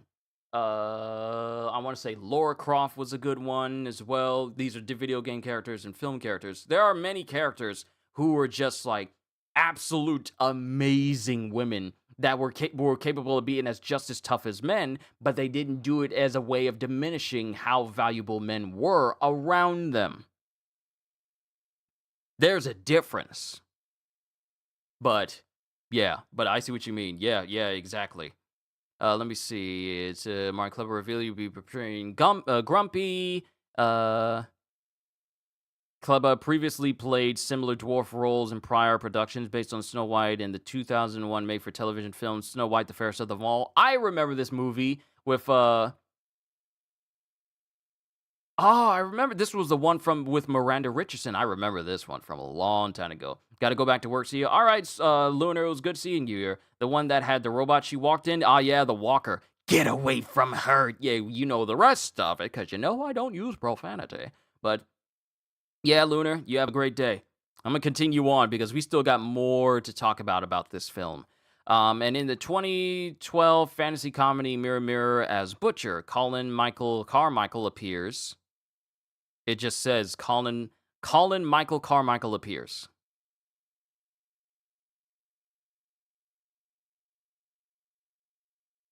I feel like we're missing the rest of the sentence. Colin Michael Carmichael appears.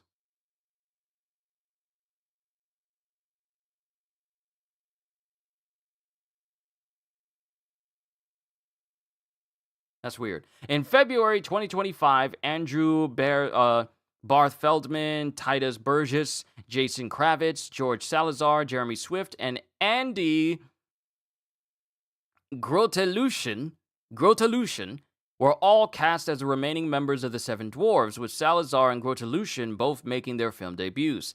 David Krumholtz auditioned for Grumpy and Sleepy. So now we get down to the filming. Filming for Snow White was originally set to begin in March 2020 in Vancouver, British Columbia, and Los Angeles, California, but it was delayed to July 2020 due to the COVID-19 pandemic. Horrible timing. In August 2021, it was announced that filming would take place in the United Kingdom. From March to July 2022, principal photography began on March 7th, 2022. A fire damaged the production set on March 15th at Pinewood Studios. The stage was under construction when a tree reportedly caught on fire, leading to a huge blaze. A source from Disney confirmed that no filming was underway. The shooting schedule was also reconfigured for Zegler to travel to Los Angeles to present at the 94th Academy Awards ceremony on March 27th in support of her West Side Story colleagues. While Zegler was attending the ceremony, Gadot began filming her scenes. Unlike in the original, her character sings and dances. So Gal Gadot apparently has a musical number, but she can't sing. She can't sing.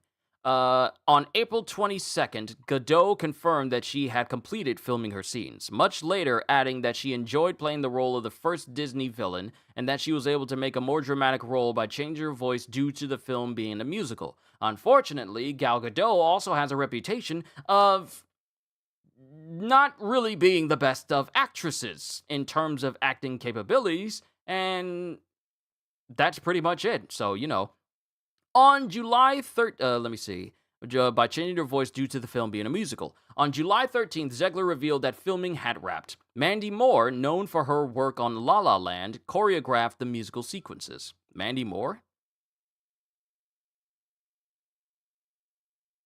Okay, so that's not the same Mandy Moore that I'm thinking of. Disney was unsatisfied with the film's original cut and ordered reshoots, which took place in June 2024. The resulting cut of the film replaced some of the originally intended ending with a new scene involving the Evil Queen and the Magic Mirror. The track Snow White Returns was also a late addition to the film. Much of the plotline involving the bandits was excised, and as was a song titled Hidden in My Heart, which was described by the New York Times as a second-act tearjerker sung by one of the dwarves. The dwarves were supposed to have a soft moment. Since when did the witch sing? She didn't. They added it. They made it new.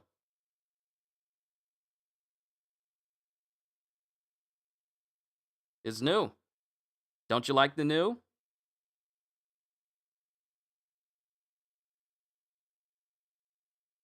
I thought something fell on my desk. AKA, we were told it wasn't good and needed to fix it. So let's keep going. Visual effects. Motion Moving Picture Company, Framestore, Day for Night, Passion Pictures, Vitality Visual Effects, Cheap Shot VFX, Lola Visual Effects, and Crafty Apes produced the visual effects. Then, of course, we have the music. Songwriters Benj Pasek and Justin Paul, who previously wrote the lyrics for two new songs for Disney's 2019 remake of Aladdin, wrote new songs alongside Jack Feldman as additional lyricists, including a new I Want song for Snow White titled Waiting on a Wish. They also wrote a new villain song for the Evil Queen titled All Is Fair, a new love duet for Snow White and Jonathan titled A Hand Meets a Hand, written in collaboration with Lizzie McAlpine, and a new opening ensemble number titled Good Things Grow. The film features 4 of the 8 songs from the original film by Frank Churchill and Larry Moray: Hi Ho, Whistle While You Work, The Silly Song, and Someday My Prince Will Come, the final of which is heard only instrumentally in the underscore due to the plot changes. So, that Someday My Prince Will Come, You only hear the music, it's instrumentally. They don't sing the song at all. They don't sing it at all because they changed the plot. In January 2025, it was revealed that Jeff Morrow had produced the score. Dave Metzger, a frequent collaborator on the music for films made by Walt Disney Animation Studios, served as an orchestrator for the songs. Christoph Beck, who also worked on several Disney projects, both animated and live action, served as the music consultant for both Pasek and Paul.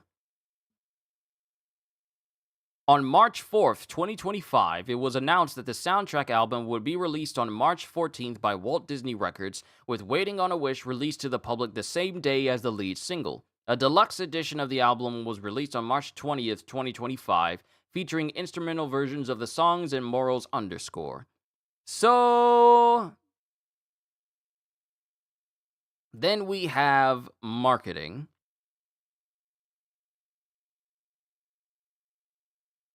And here's one. So we have marketing. Disney released the first image of the film was Zegler as Snow White, as well as Bashful, and everyone confirmed that there's a lot of CGI, which made her nervous. But here, the trailer for Snow White was released on YouTube in August 2024 and became the most liked film trailers on the platform, garnering an estimated nearly 1 million dislikes and over 82,000 likes within 3 weeks, according to available data from browser extensions that display an approximation of YouTube dislikes. You know, the same thing that YouTube tried to get rid of because it wants to make sure that no one would be tempted to downvote a video if they can't see the active dislikes, because YouTube wanted, and Google as extension would much rather that companies that advertise themselves on that platform, they don't get any dislikes whatsoever, so it would discourage it. But unfortunately, people are smarter than Google and YouTube and have learned how to make extensions to bring the dislikes back so we can tell what's going on. You can't hide nothing from the people because the people always find out. The first full trailer debuted, yada, yada, yada, yada, yada, yada. At least $70 million was spent on marketing, which combined with the main production budget gave Disney a total investment of $350 million for the film. So the total investment for Snow White, Disney Snow White of 2025, was over $250 million. Over $250 million. And they didn't even make that back. So now let's move down to, we're not even worried about the release. Let's move down to the reception. Box office. As of April 30th, as of 2 days ago, Snow White has grossed $85.9 million in the United States and Canada, and $114.4 million in other territories, for a worldwide total of $200.3 million. On a budget that includes marketing of $350. The Hollywood Reporter stated the film may have trouble getting to $300 million or $400 million globally, per several studio executives. They're never making that money back. They're never making that money back. In the United States and Canada, Snow White was released alongside The Alto Knights and Ash and was projected to gross $45 to $55 million from 4,200 theaters in its opening weekend.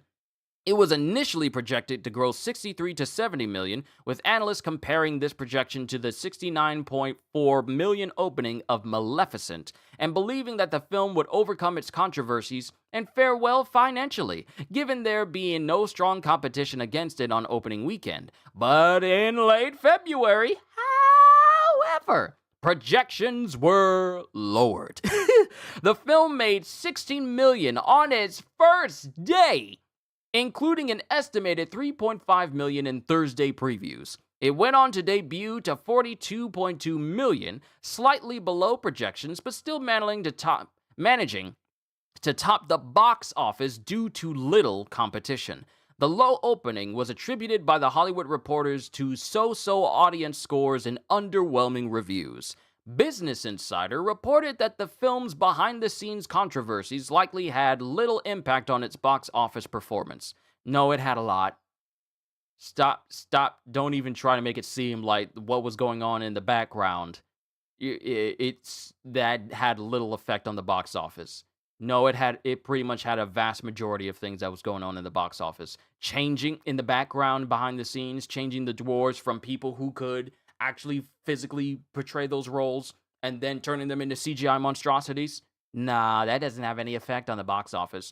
Rachel Zegler getting in front of a camera and besmirching the good name of the very first animated film in the United States, and Disney's very first animated film that basically put them on the map for animated films going forward, that literally inspired and served as inspiration for the Wizard of Oz back in 1939.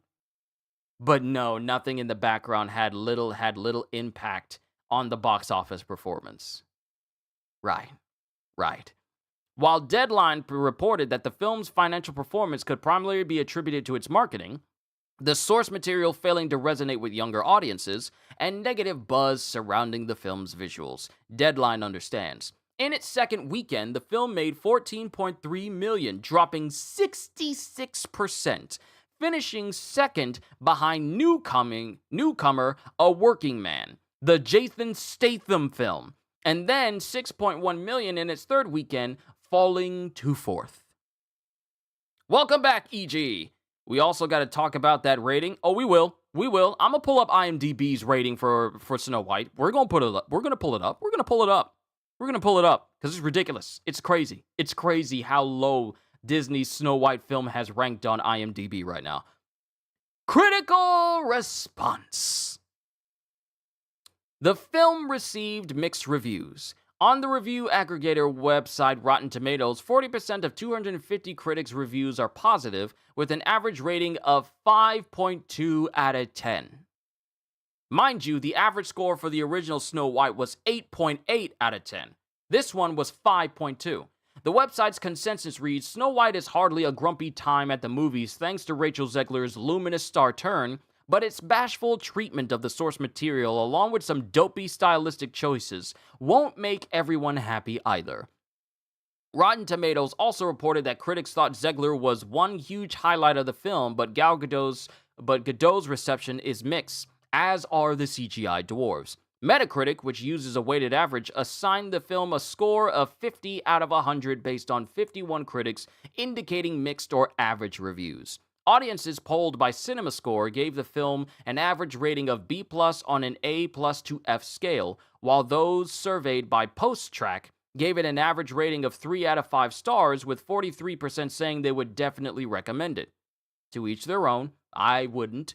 The Hollywood Reporter noted that Disney's previous theatrical remakes earned cinema scores around the A range. Other theatrical remakes. The BBC reported that British film critics have mostly panned the film, while US critics were more positive. The thing about the British is that they have an eye for detail and quality that the US is basically kind of really lax in, and that's the reason why there's not too many good films in the US that are being made, because I feel like some people are just making films that either a tax write-off or they're not putting as much effort into them. I think it's a good thing, to be honest. You don't antagonize your audience and make money after the fact. Yeah, you don't. You don't antagonize your audience,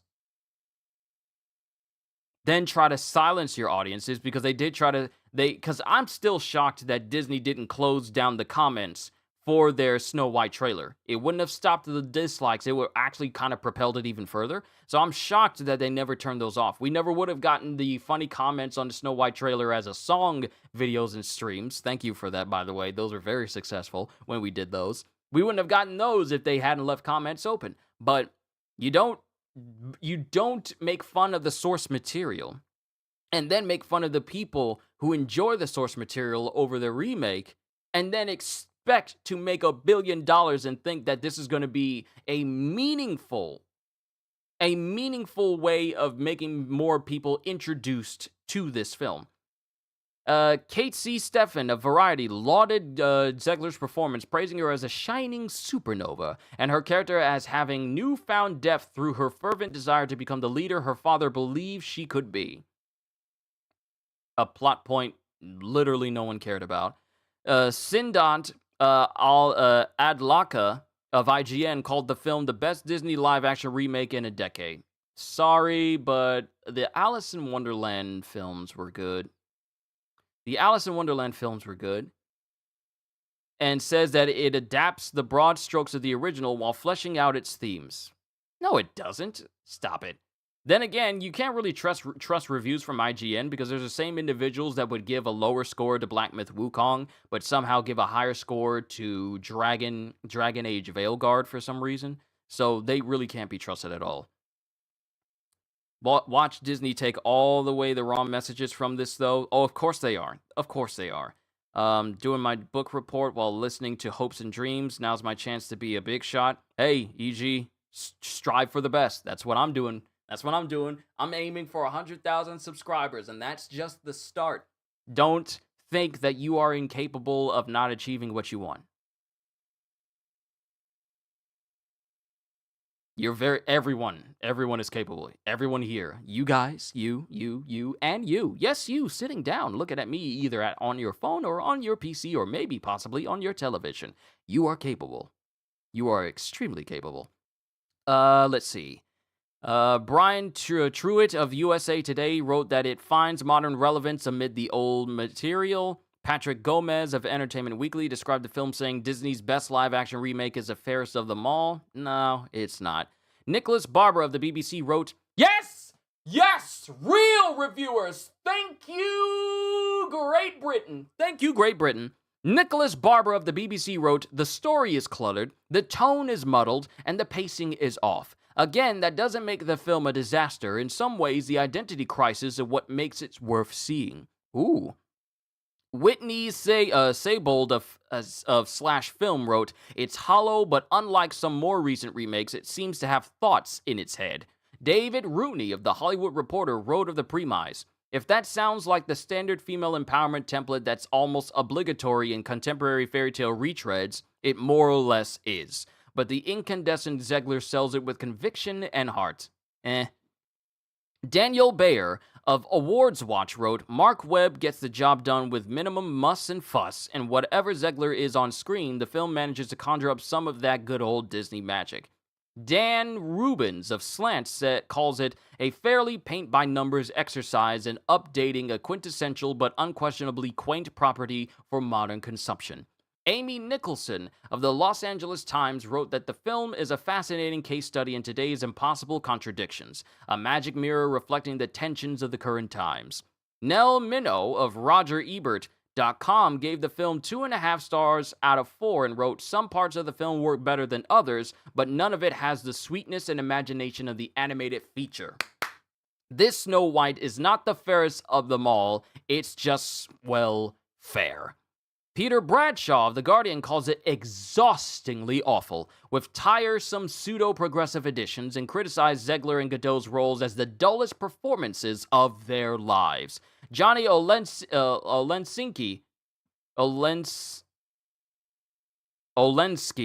of the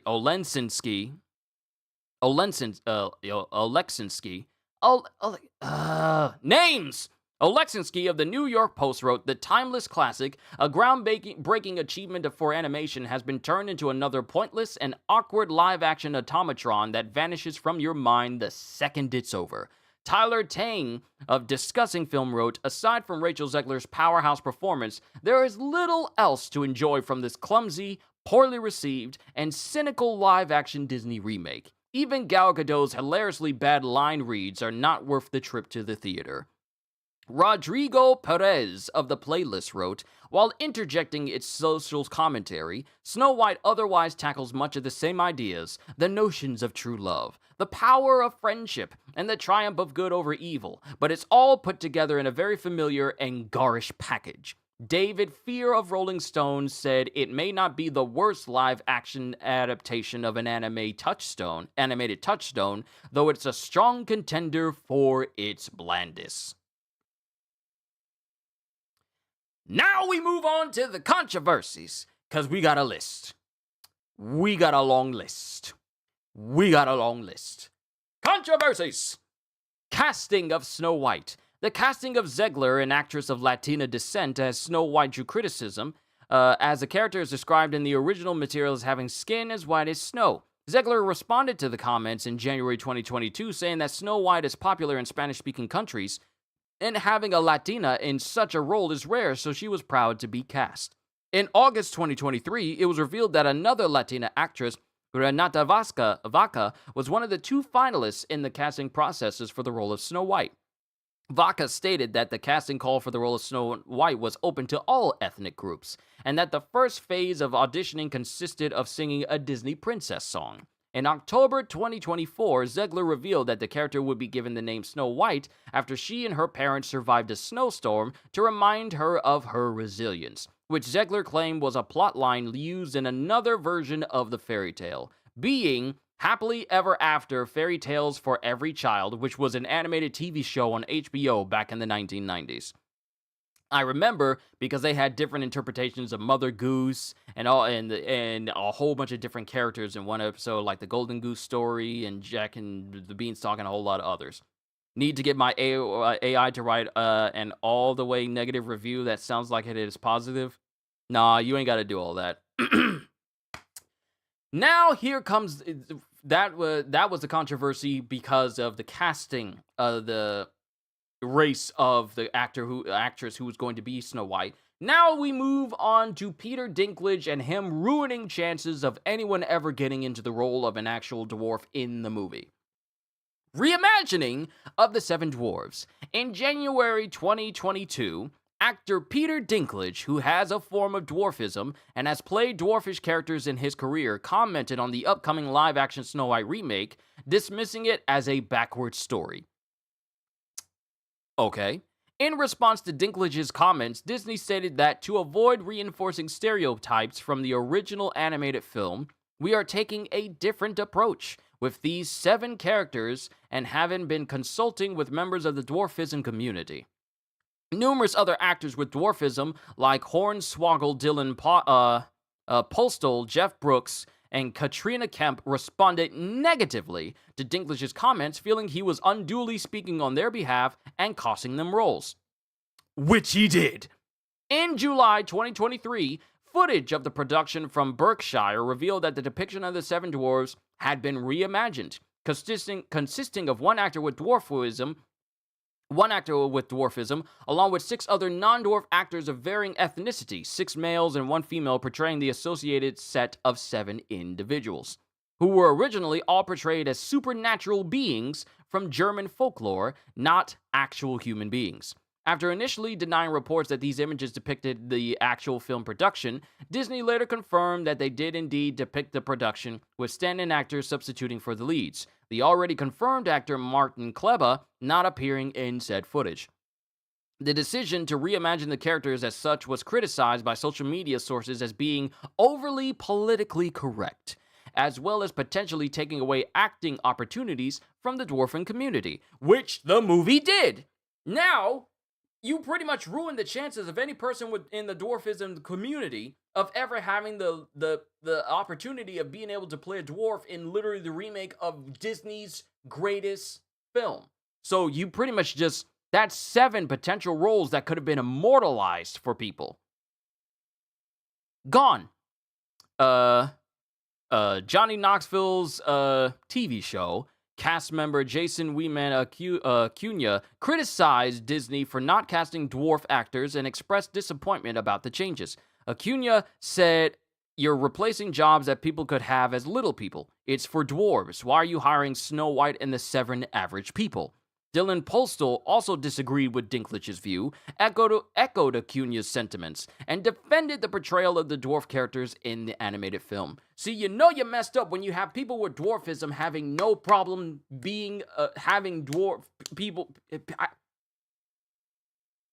You know you messed up as a company when you have people from the dwarfism community having no problem portraying dwarves in a movie that needs dwarves. When you say you're trying to help them and they said, no, you messed up because we would have wanted to be in those roles, you messed up. In helping, you helped no one. So getting back to this, let's see. In October 2023, coinciding with an announcement of the delay, Disney unveiled a first look image, which included the 7 dwarves, all of which are CGI characters made to look similar to their appearances in the 1937 film. The 7 characters of Bashful, Doc, Dopey, Grumpy, Happy, Sleepy, and Sneezy are never referred to as dwarves in the dialogue of the film, nor in any Disney official promotional media. Because we don't want to insult nobody by calling them dwarves. However, we're insulting everyone in the dwarfism community by not allowing them to be dwarves. Even after people in the dwarfism community said it would be fine. But you took the words of Peter Dinklage, who is not the only person with dwarfism, who is an actor, by the way. You took his word and just ran with it. Because he cried. Oh no, it's a backwards story. You can't betray dwarves by people with dwarfism. That just doesn't seem right. I can't think of anyone better to fit the role.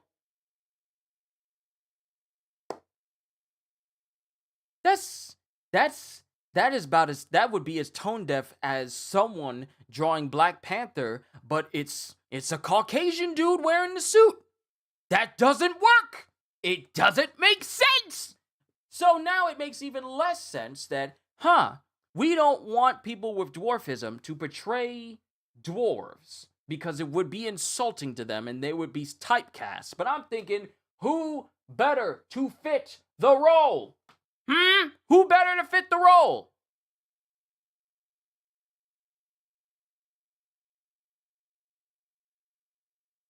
Let's see, I just had the most thought-provoking experience watching the new Snow White movie. The filmmaker's bold decision to... Hold on.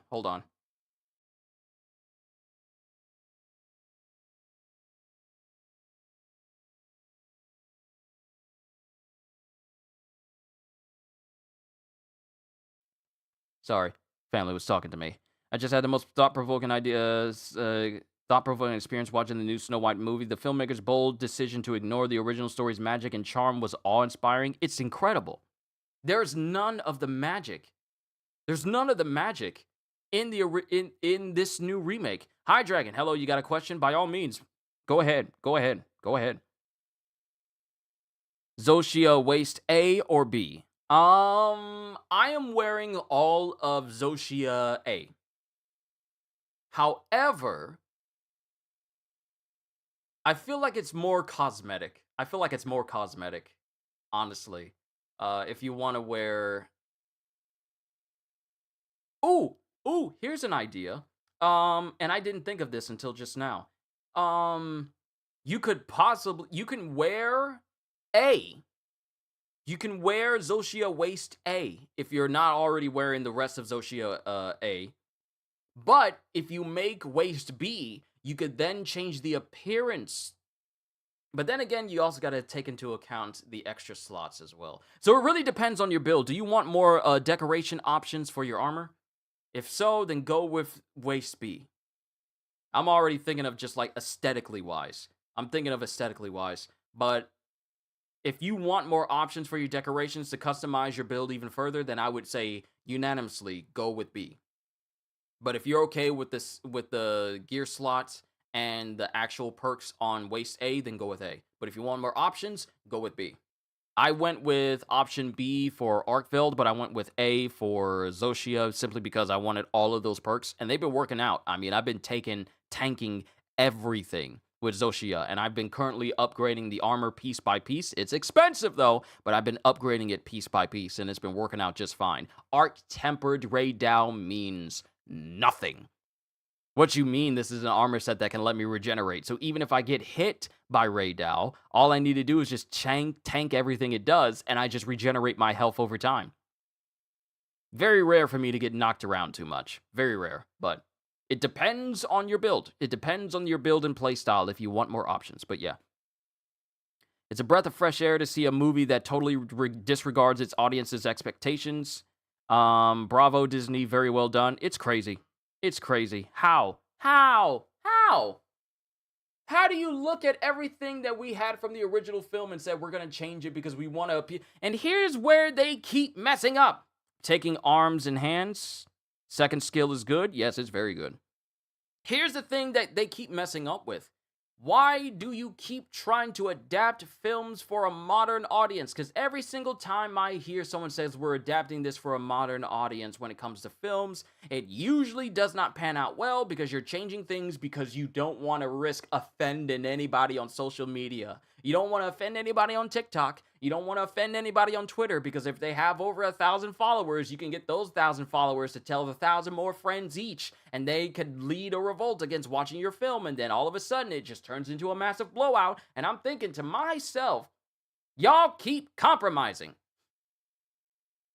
Y'all keep compromising with the concept of modern audiences for films. Y'all will compromise an original film's integrity, its magic, its charm, and everything because you don't want to offend the less people who are going to see the movie. A small number of people that doesn't mean anything in the grand scheme of things. And because of those compromises, we get trash movies.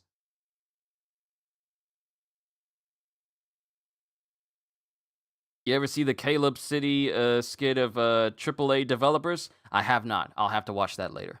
I have to watch it later. So let's move on because we still got more stuff. Zegler's criticism of the 1937 film. Zegler attracted criticism over statements expressing disapproval with aspects of the original film, including the Prince and Snow White's characterization.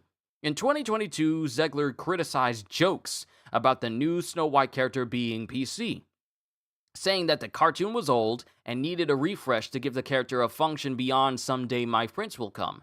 She also spoke about story changes at the 2022 D23 Expo. By the way, 3 Zoshia and 2 Gore is a good combo, especially with food when it hits 20 fire and lightning resistance. I'll have to combine those pieces because I got Gore Magala pieces.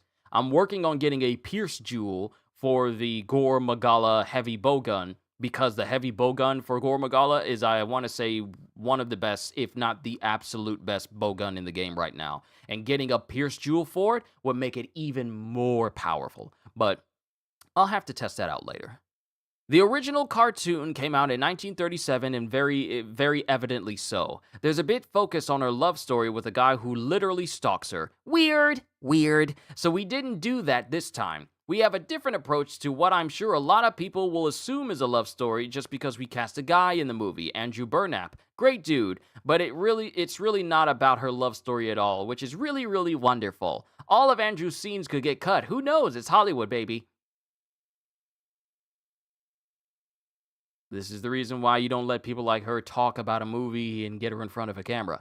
In response to her comments, many rebuked her for making Snow White more feminist, while others criticized her for misinterpreting feminism with accusations of promoting the girl boss archetype or maligning women that seek traditional feminine roles or are uninterested in power or leadership. Ashton Stein, a brand strategist, felt that Zegler's statements made it appear that she had not received media training for marketing. Ultimately, critics inferred and claimed that Zegler disliked the original film. David Hand, whose father of the same name co-directed the original animated film, criticized the remake, describing it as insulting and suggesting that his father and Walt Disney would be turning in their graves. This controversy prompted conservative media organization The Daily Wire to announce its own live-action adaptation of the original fairy tale titled Snow White and the Evil Queen, which was originally to star actress and Daily Wire commentator Brett Cooper as Snow White for a release in 2025 in an effort to compete with Disney's versions. However, following Cooper's departure from The Daily Wire in December 2024, no updates on the production of this version have been given. Zegler addressed the backlash, which is not what you do. The moment you get backlash, you stay quiet. You stay quiet because you're not going to make things better. The moment you start talking after you cause backlash, you make it worse. It's very rare for people to be able to talk through the backlash and then make it better. Very rare. You're supposed to stay quiet. Zegler addressed the backlash to her comments in a Variety interview in October 2024, saying the film would still involve a love story and that it made me sad that it was taken in such a way. I mean, you said all that. You put that whole situation on blast for everybody. You did that. It can be very upsetting when things get taken out of context or jokes don't land. You're not a comedian, and you said everything that you wanted to say in the interview. There's no way to confuse the original. There's a big focus on her love story with a guy who literally stalks her. Weird. That's supposed to be a joke? You think people are going to find that funny? You think people are going to be along and say like, "Oh, she's just poking fun at the prince." But those of us with common sense know that you were definitely being serious about that. Now, onwards to the next thing. Political views.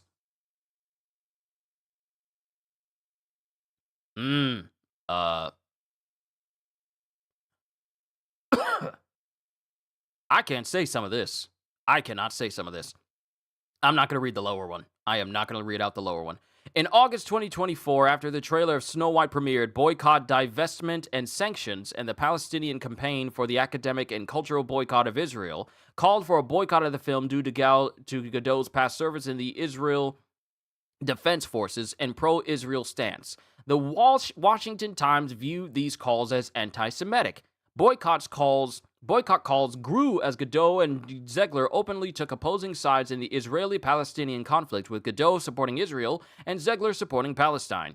Before the film's release, Gadot received death threats attributed to her stance, which led Disney to provide additional security for her. Despite their opposing views, Gadot and Zegler had a positive relationship with each other during the film's production. I am not reading out that second one. You can if you want to, but I'm not.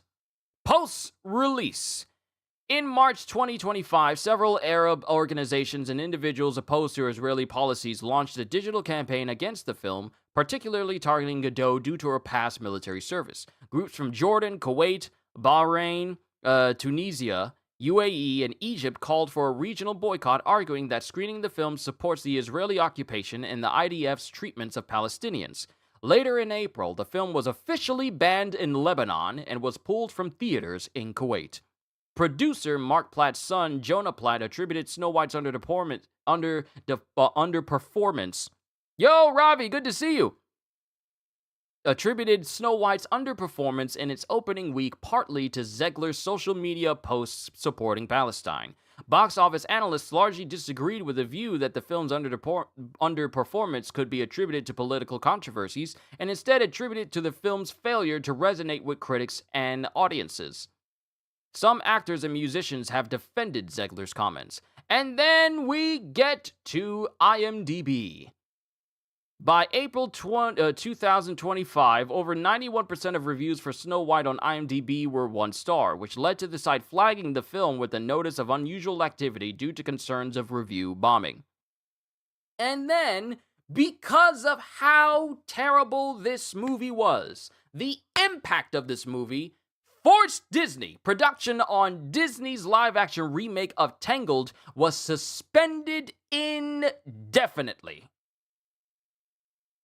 In April 2025, in the wake of the critical and financial underperformance, I can't say underperformance today, of Snow White, it has not yet been determined whether or not Tangled will resume production at some future date or undergo any changes to its script or crew. Again, Snow White, what did Rachel Zegler do this time? It's only showing what happened up until April.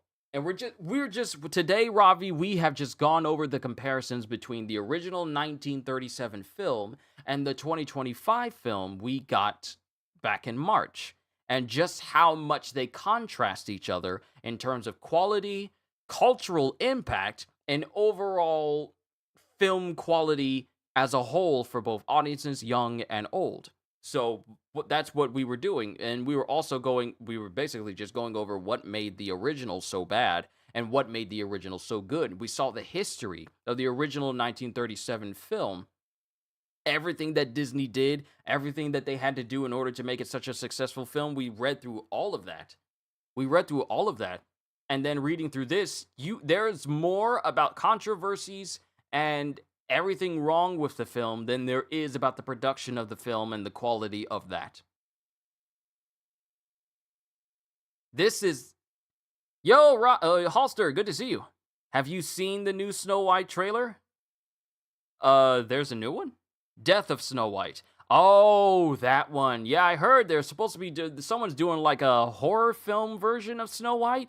It would be crazy if that film does better commercially compared to the live action remake. That would be so crazy because here's the thing.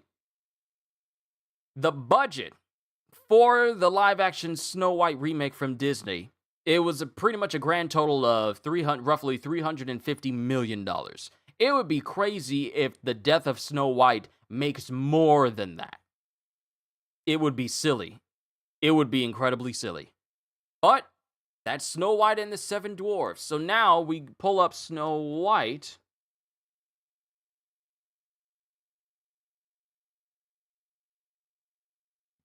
On IMDb, so we can see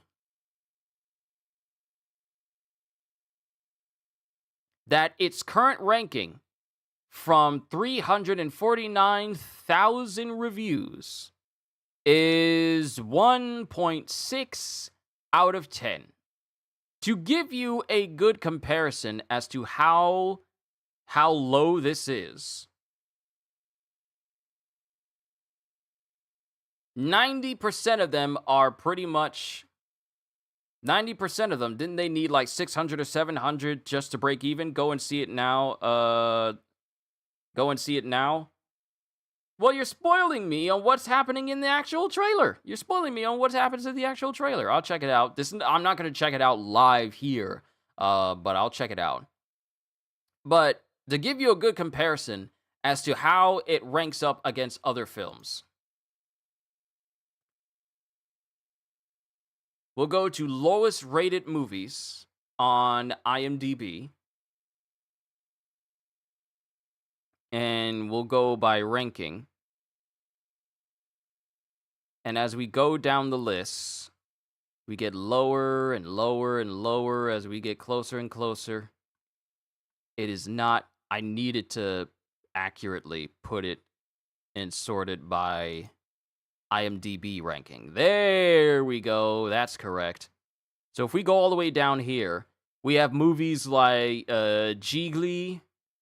We have Santa Claus Conquers the Martians. We have Baby Geniuses. We have Dragon Ball Evolution.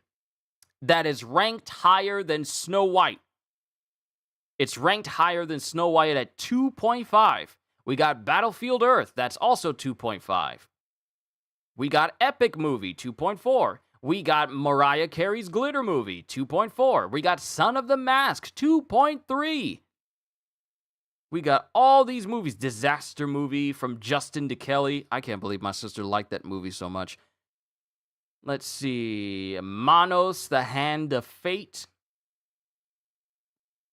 And if we go to in between Super Babies, Baby Geniuses 2, and Pledge This, which I think is like some sort of Paris Hilton film, we have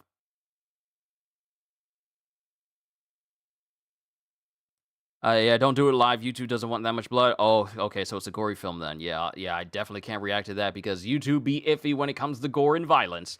So in between Baby Geniuses 2 and Pledge This from Paris Hilton lies the Snow White film at 1.6. So to put this in perspective, Birdemic Shock and Terror, which is a 2010 bad movie. If you have never heard of Birdemic Shock and Terror, look at some reviews on it. Just watch it. Watch people react to the movie. You'll understand. It is Neil Breen levels of insane. Yeah,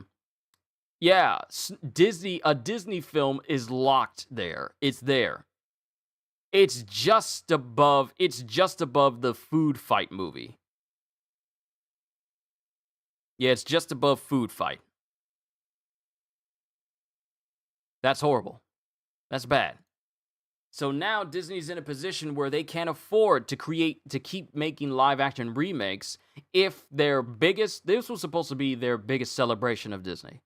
Not the Wish movie, which was also panned because it was a movie where they made the villain far more sympathetic than the actual hero, and the hero, the girl, she was seen as like horrible because she was also really selfish. If you look at a review of that, you'll understand that the hero of the Wish movie, which was supposed to celebrate 100 years of Disney, did nothing more but show that apparently they faltered when they did some story because they made the king, who was supposed to be the villain of the story, actually seem like a better person than the actual heroine of the story, who winds up being the worst part of the movie.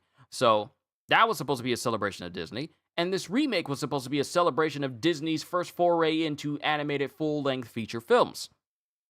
And now that this movie not only failed to meet its budget, but also failed commercially, this has to be a wake-up call for Disney where they think, we need to scale it back just a little bit. We need to scale it back because this performed poorly. This was one of the biggest flops of this entire year, if not the biggest flop of this year.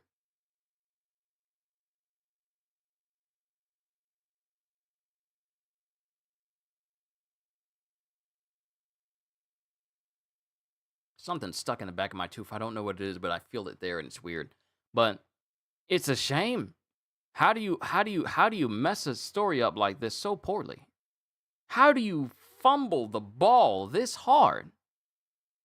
You have a blueprint for a wonderful movie, and you couldn't even be bothered to make sure it captured even a fraction of the same heart of the original. It's not hard. All you had to do was just look at the original and see how you could make it into a brand new one. Not change it. Not hire people who don't know how to be on camera. Not make changes to things that would have been received poorly. Poorly is an understatement. Oh, I know. I'm being nice. I'm being nice. 7 magical creatures. 7 magical creatures. Because another thing, the dwarves in the movie actually have magical powers. Apparently. They got magic powers. They never had it in the original because they were just dwarves. But in this movie, they are magical. They have powers, somehow. It was an absolute disaster. Oh, it's a dumpster fire. It's a dumpster fire. I said this before in the other times I spoke about Snow White, but this movie was a straight-up dumpster fire. If you ever had any hope that Disney would be able to portray a live-action remake of Snow White's caliber accurately, you're dead wrong. And I haven't even seen the recent Lilo and Stitch trailers. I haven't even seen those. I'll have to do those separately on the video because you know how Disney can be when you show stuff. They don't like it, and they try to copyright claim you. But it's just a shame. You had every opportunity to create one of the greatest examples of a remake for one of the greatest films of all time, even to this day, and you fumbled. You stumbled. You tripped on nothing. How does that happen? You purposefully tied your shoes together and said you're still going to go out for a jog.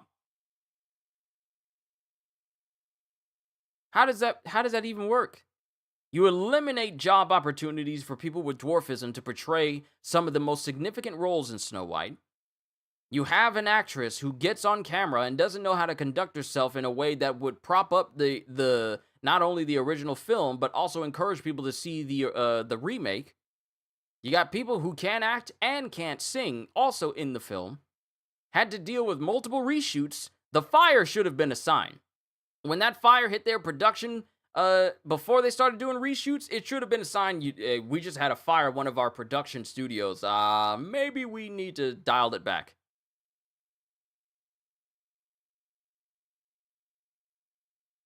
I will say I respect Disney being a team player. They must have really felt bad for the Marvels and didn't want it to be the biggest Disney flop in recent history anymore. You're not. Here's the thing. Let's look up the Marvels. Let's see how much they made. The Marvels. Let's see how much they made. And what was the budget for the Marvels? The budget was, ooh, wow. The box office wise, the Marvels only made $6.1 million more than Snow White.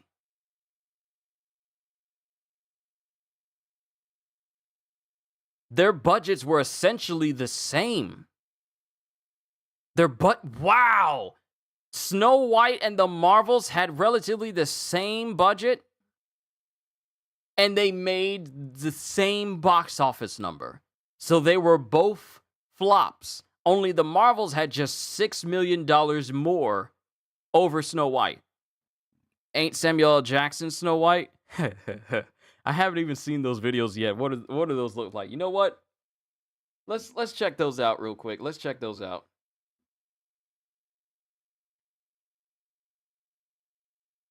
Hold on. Let's look it up. Samuel L. Jackson Snow White.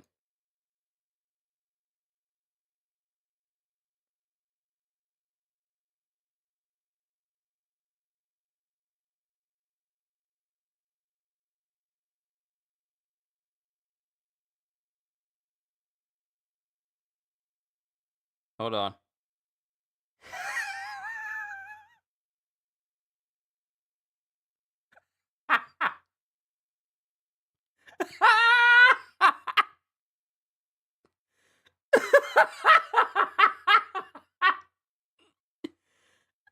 Hold up.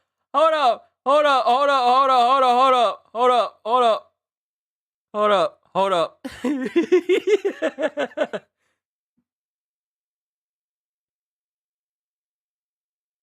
Hold on. Hold on. Hold on. Let me turn the audio on. And let me turn the audio up so you guys can hear.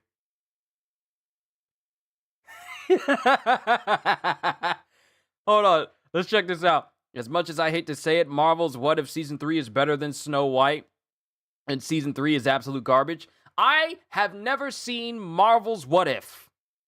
I have never seen a single one of them. At all. But let's check out Snow White starring Samuel L. Jackson.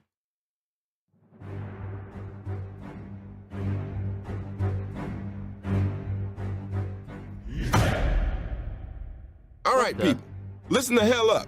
They call me Snow White, but don't ask me why. It's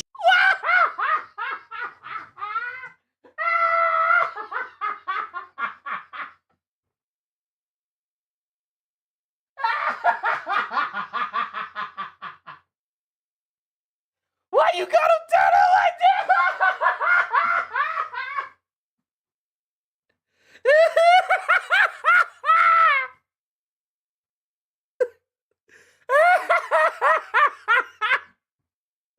Why you gotta turn it like this?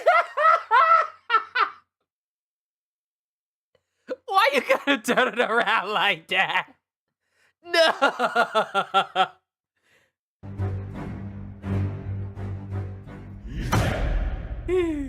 all right, people, listen the hell up.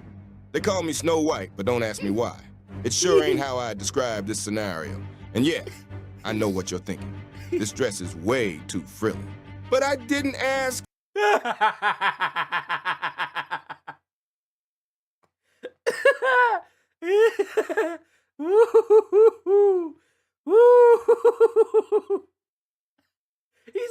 He's got that look.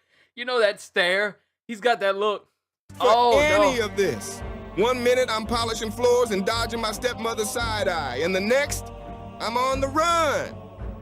How do you expect me to run in these high-heeled slippers? So there's How do you expect me to run in these high-heeled slippers? So there's this evil queen with a vanity problem, and she wants my heart on a plate. They say she's the fairest of them all, but let me tell you something. She's also the scariest of them all. Magic mirror on the wall. Who's the fairest of them all? You've asked this before. Maybe go take a nap.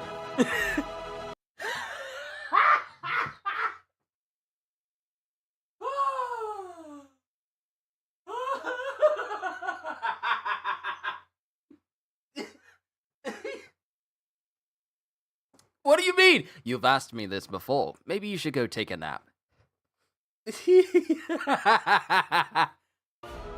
You've asked this before. Maybe go take a nap. Snow White is the fairest, my queen. No cap. Now I'm holed up with 7 dwarves who pack more than just bad attitudes. And trust me, they're the real deal. We got your back, White. You say the word, and we'll blast that bitch to kingdom come. Bow to me, child, or I'll see your bones turn to cinders. But I'm done hiding. That huntsman did me a solid, and now I'm ready to pay Ramsay back Bolton? that favor. It's time to storm the castle, crack that magic mirror, and show the evil queen once and for all exactly who she's fucking with. I had it with these motherfucking apples in this motherfucking forest. And if you think I'm some helpless little princess, well, you better guess again. Cause I'm Snow White, motherfucker. And I'm about to put a bullet in this bedtime story. Now pass me that apple. And while you're at it, maybe some combat boots, cause I've had enough of these slippers.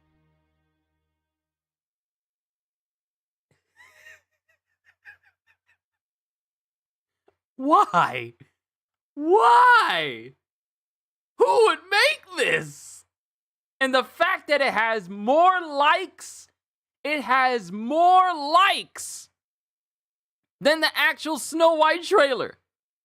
What did you come back to? Kitty, you missed it! You missed it!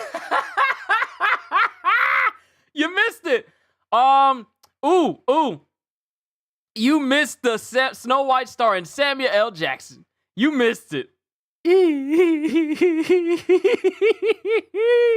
Let's check out the Snow White starring Samuel L. Jackson wins Best Picture. This is 4 minutes long. I'm not gonna be okay. I don't think I'm gonna be okay.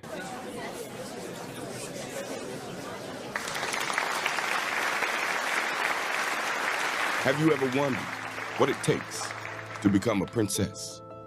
I am Samuel L. Jackson. And becoming Snow White was not merely a role, it was a profound journey. Some folks thought I'd just toss on a wig and wing it. Hell no, I dove deep into Snow White's soul for this part. I locked myself in a cabin with 7 of Peter Dinklage's stunt doubles. Real hardcore dwarves, let me tell you. One tried to unionize halfway through rehearsals. I memorized lullabies, sang to birds at 6 in the morning. I even forced my agent to call me princess until I believed it. If I wasn't hearing "Yes, Your Majesty" by breakfast, somebody lost their damn job. You don't go half-ass on Snow White, motherfucker. Art demands sacrifice.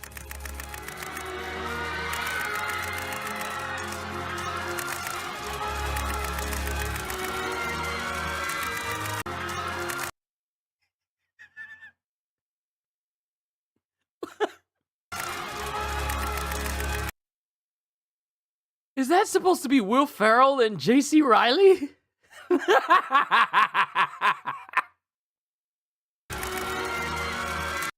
Is that Zendaya and Keanu Reeves?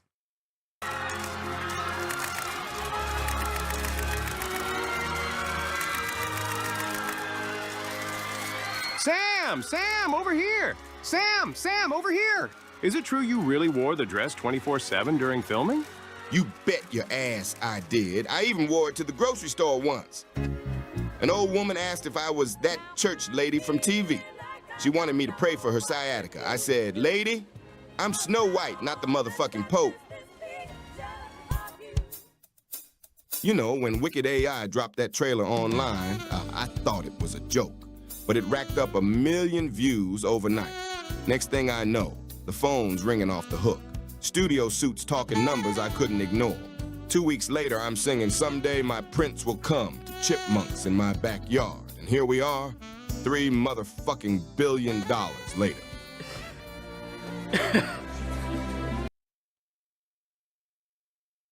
This is... Oh, I like how we have twins Zendaya's like sitting behind Samuel L. Jackson and big face Jeff Goldblum here. This is crazy. This is crazy to me. What do you mean? Huh? Nah. And the Academy Award for Best Picture goes to Snow White, starring Samuel Jackson.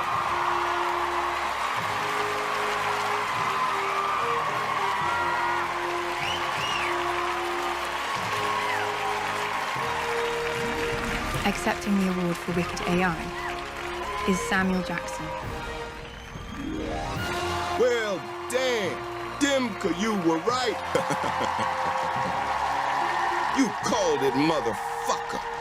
3 billion, baby. That's more money than the dwarves' entire mining operation. When Mandarano's script first landed on my desk, I thought, if I can wield a lightsaber, I can damn well twirl.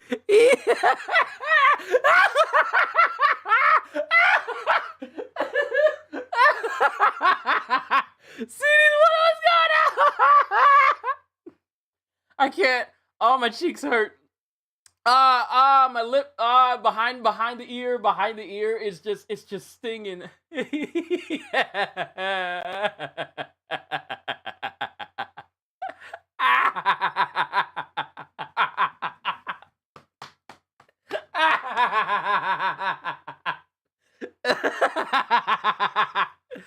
No, they did Sam wrong.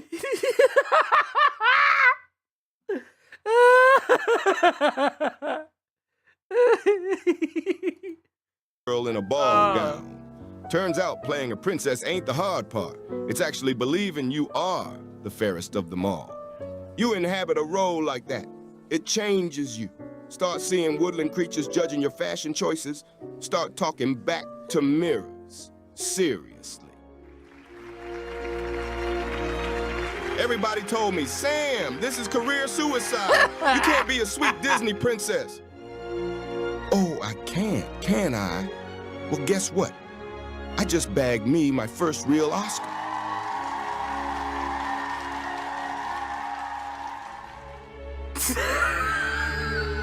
People ask me. Look at that face.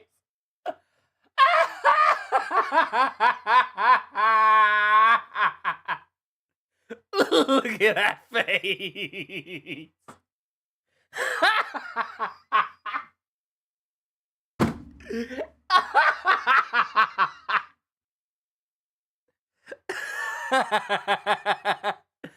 I'm sorry.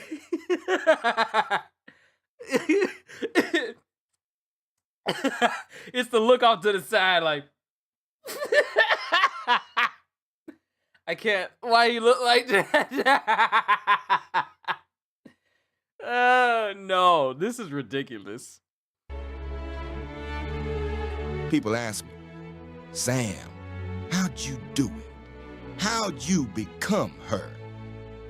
But the horrifying truth is, I poured so much of myself into finding her. Now I can't tell where Samuel Jackson. I poured so much of myself into finding her. Now I.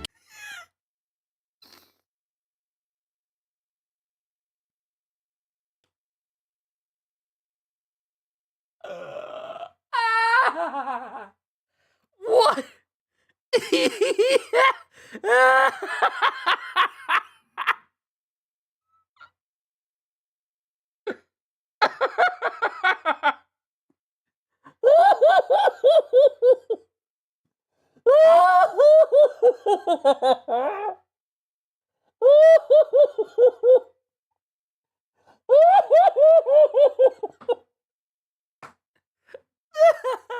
I can't tell where Samuel Jackson ends and Snow White begins. I can't untangle the threads.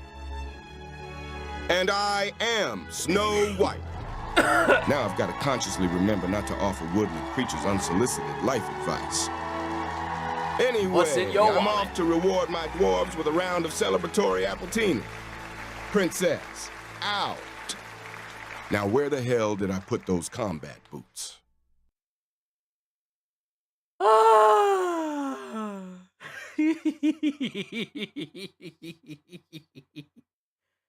No. No! How? How? That's my first time ever looking at Samuel Jackson as Snow White. Nah, I'm good. Oh, my cheeks hurt. They hurt so much. Oh, my cheeks are hurting. Yeah. That was bad. That was bad. That was bad. I found way more enjoyment looking at things making fun. They need to take that video down. No, it's doing too well. 261K views, 118,000 likes. No. We desperately need a reaction video from Samuel himself. Oh, that would be sick if Samuel L. Jackson reacts to someone making an AI version of him being Snow White. I would love to see that. I can't laugh anymore. I can't laugh anymore. I'm good. The behind my ears, they sting so much because I was laughing so hard. Oh, ladies and gentlemen, I think we can call that. That's a good way to end this. Talking about the live action version of Snow White, and then moving down. Then moving over to talking about the horrendous live action remake. Then just, that was good. Oh my goodness. My head is not hurting. Now, if this was to be released in theaters, I could generally say I think it'd be the greatest movie of all time. If they just made an AI version of Samuel Jackson being Snow White and we had a whole film, people would watch it. They would roast it, but they would watch it, and I feel like they would have more. People would have way more enjoyment watching AI Samuel Jackson do all this stuff. That's what I honestly feel. Overall, this was good, and I enjoyed it. I needed that laugh. I didn't know how much I needed to see Samuel Jackson like Snow White, because that, I don't think if I showed this to my dad, I don't think he'd be able to handle it. I don't think my dad would be able to handle this. But overall, this was a fun session for us all, and I just want to say thank you for tuning in today. I'm done. My goodness gracious, I was not expecting that. Overall, this was a good session. Thank you everyone who tuned in. I had so much fun. Thank you Halster, Kitty, CDs, Designs, everyone who showed up for the first time, and all my regulars. This was a fun session, but I'm done for today. I'm gonna go drink some water because I need to take a break after that because that was insane. It'd be better because it's at least self-aware and not trying to take itself seriously, unlike the actual live action. Look, so let me say this, let this be the last time that I make fun of Snow White going forward. The movie was bad. Thanks for the laughs too. Oh, I had a good time. If you guys are entertained, then that means I did my job. But let me just say this, and this will be the last time I talk about Snow White on this channel. If they make like a Snow White comic song again, then I'll react to that. But as far as like discussing it in mass as a whole, I'm done. Just like the movie. I'm done. And unlike the movie, you'll probably remember this for quite a long time. But overall, I enjoyed the session that we had today, and I'm looking forward to the next time when we get to enjoy each other's company, which will more than likely be tomorrow, because tomorrow is yet another chapter of Solo Leveling Ragnarok. And I also feel like it would be great for us to have like another chill session with games and whatever. So since I'm done with Oblivion, we can chill and mess with something else. And of course, I still got to get that video out to you guys announcing something that I'm going to be doing soon, so look forward to that.